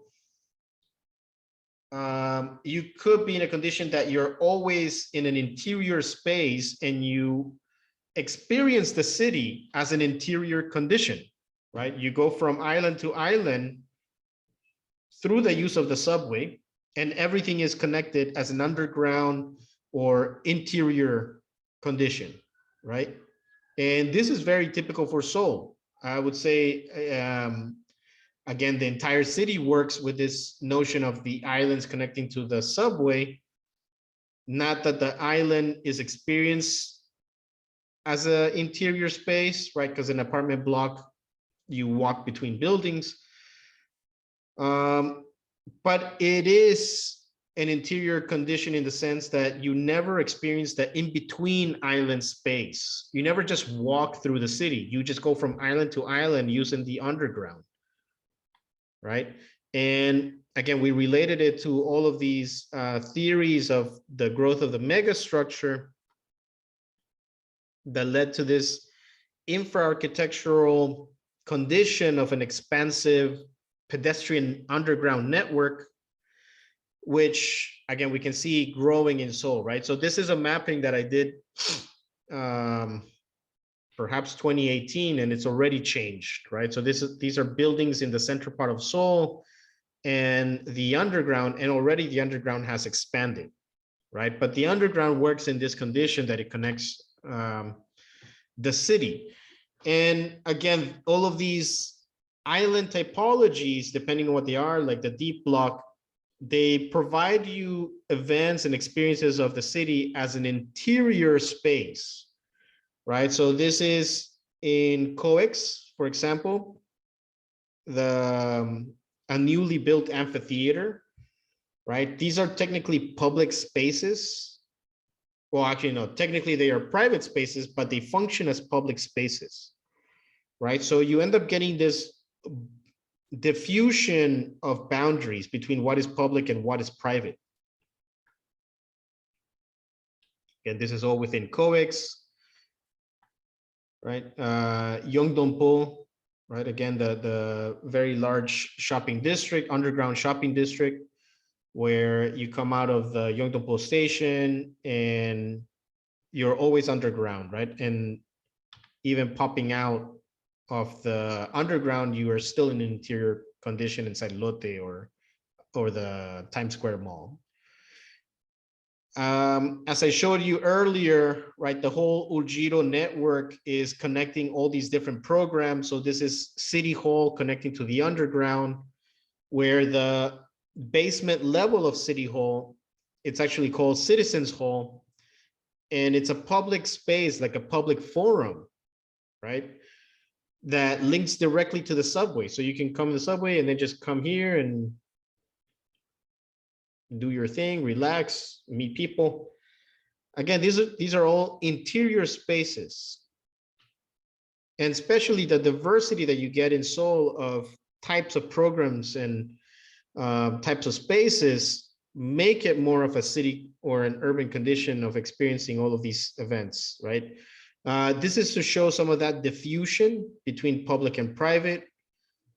This is in Jamshun, right? So above it's public, that's coming from the subway. You can still see the yellow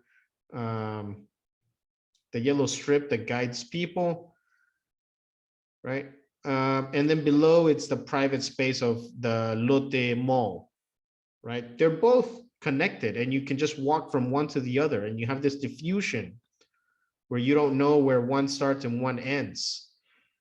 This is because bringing the public transportation into developments is highly beneficial, right? You're moving millions of people into retail spaces. So if you're, for example, in this case, if you're Lotte, you want people to come to your development and shop, right? So being linked to the public, directly to the public transit, it's highly desirable, right? So you end up getting more and more of these interior connections from island to the subway and then back out from the subway to another island that makes you experience the city always as an interior space, right? This is one of the exits of a corporate, of a tower block, of a corporate tower block, coming from the underground and kind of coming out into the city, but you're still in a covered plaza, right? Or the extensions of Yongsan Station, right? Again, inviting the exterior in. This is your regular subway station as an extension of the street, where you have all the retail happening on the side, almost as if you were on the ground level, as if this was just regular storefronts, right? So the experience of the street above ground gets mimicked as below ground. And this goes all the way to the regional scale, right? That you can take, again, you can be in your tower block, then take the train to Seoul Station, and then from Seoul Station, take a train to Incheon Airport, and then always as an interior space, right? So even Incheon Airport creates its own micro architectures inside. Public spaces like markets in Seoul, as well as an interior experience as an interior condition, right? So what does that mean? It means that you can start conceptualizing the subway lines as the link, as the megastructure, which means that it's all part of one system and the nodes can become typological, right? In this case, this is a project that just takes one line and imagines that one line as one building, right? And each station gets linked to the neighborhood. So if you're, let's say, by the university campus, then perhaps that station becomes a hybrid between library for students and subway station, and so on, right? So you can have housing or a diversity of different types of stations, right? And you can study how the system can be repeated so that can be repeated and managed to get adaptable programming in it, so that when you express it in the city, no matter what the typology is, you always can relate it to the same system, right? So here, again, we're unfolding one single subway line, and it has many different subway stops with potential sites, right? And all the sites are different in scale, different in form, which means that the typology above ground will be different. You could have towers or deep block or just a little pavilion, but then at the end, everything is connected as one mega structure, right? And all you see is little icebergs above ground. All right, so above ground, you might have the generic urban fabric, and you might just see these typologies, right? Like a linear block, vertical block, deep block, mega block, or a pavilion. But they all follow the same language because they're all part of the same megastructure, right? So this is looking at the megastructure as an architectural intervention rather than the typological island as we see in Seoul, right? So this is just a pavilion one, but then we can see the deep block one or the linear one, right? And then how it can all follow the same language and logic and system so that you can always identify it as this one singular mega structure, right? So again, it's all about experiencing the city as one giant interior space. You never leave the interior pretty much. Which for Seoul, I would say, again, that's pretty much how it works, right? You move from island to island, always using the subways to connect from that island to that island. Okay, so I would say that that's the model of urbanism that we are experiencing in Seoul, the way that we can imagine these mega cities working if we take the Seoul condition as an example. And if we take the Seoul condition as an example, then we can say it's all architecture, right? The typological islands are architecture, the megastructure is architectural, right? So then we can understand the city as architecture and not infrastructure. So this gives you a new notion of urbanism. It's an architectural urbanism. And it is urbanism because it is expansive. We can keep on expanding the subway line. And every time we build a new subway line station and a new extension, we end up getting a new island, right? New plug-in islands. So it's not a bounded condition. It's not a city. It's still urbanism.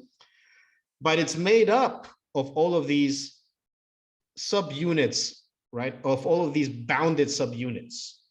So it's almost like a collection of micro cities through this one megastructure, right? So it allows you to organize the city. It allows you to experiment in the city, right? You can take one of these islands, take it out, put in your new island, right? Experiment per island as opposed to master plan an entire city, which is impossible, right? So it gives a lot of flexibility, and you can work on it from the point of view of an architect, right? This is not urban design. This is architectural design. You guys understand? Okay. So that's basically the foundation of architectural urbanism using the Seoul case study, right? And again, we're using Seoul so that we can understand it because we're here and this is where we can experience it. You guys are going to be working on developing your own typological islands that plug into the megastructure.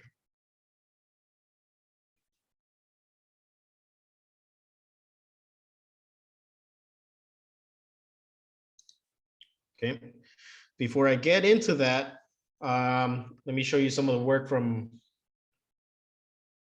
what we've done in that matter, right? So again, we can understand that these are all the subway stations.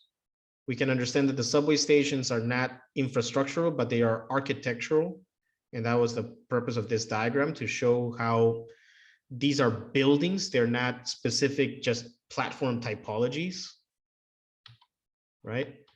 And if we can say that each station is a node for the neighborhoods, it's a connector, right? We can produce qualitative readings of each of these nodes. This is an exercise done by one of our master students in my lab, where Excuse she, me? yep. Do you share the screen at the moment, or am I the only one not see? Do you share something?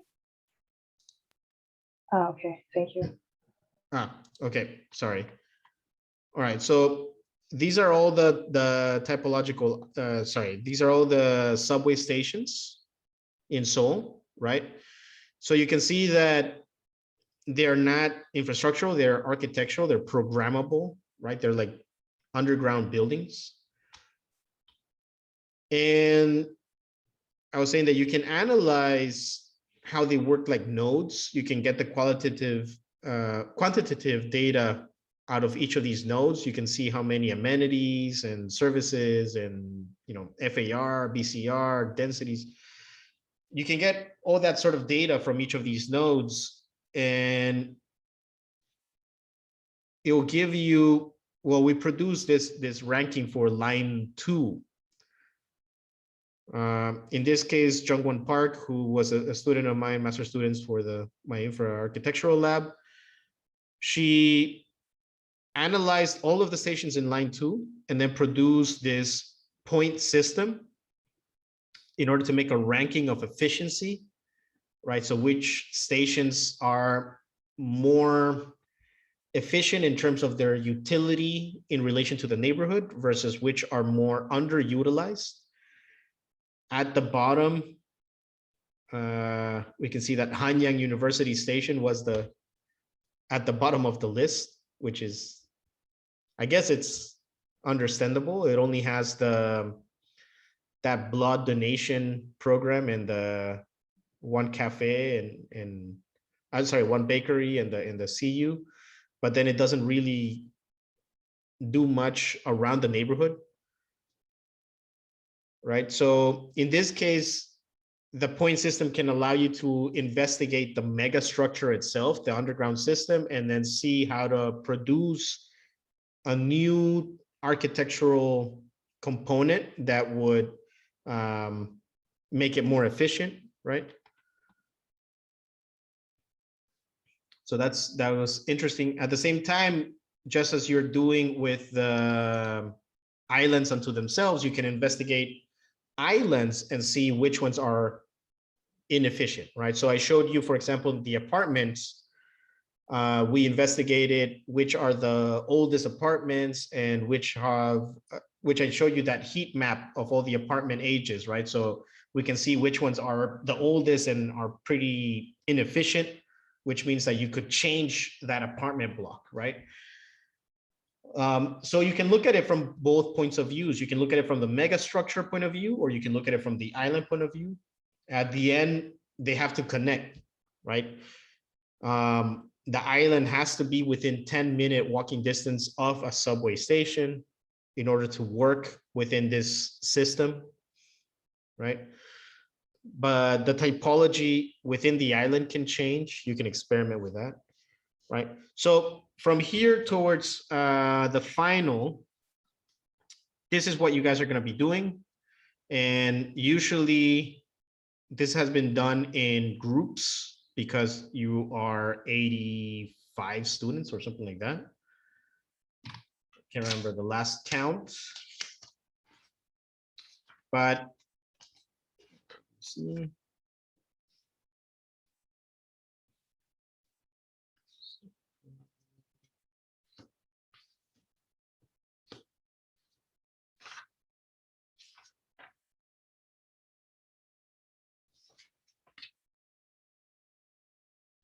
Yeah, I think there are like 85 students.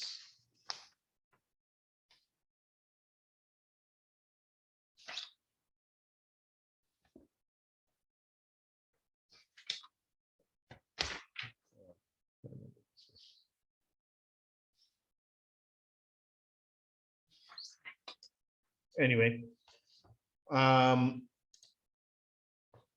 yeah, so usually it's in groups. It could be groups of 5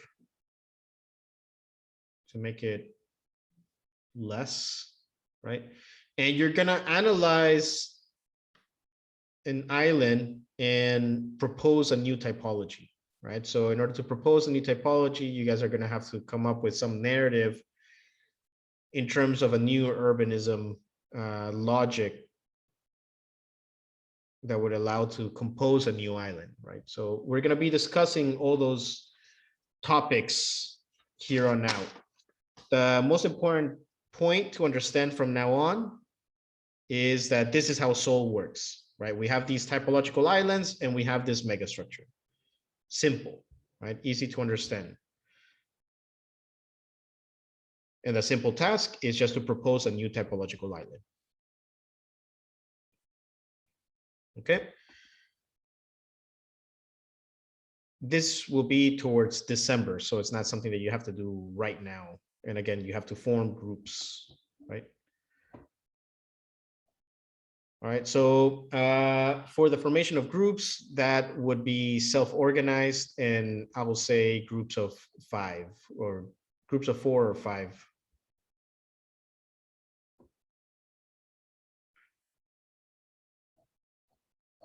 All right, are there any questions in terms of the lecture?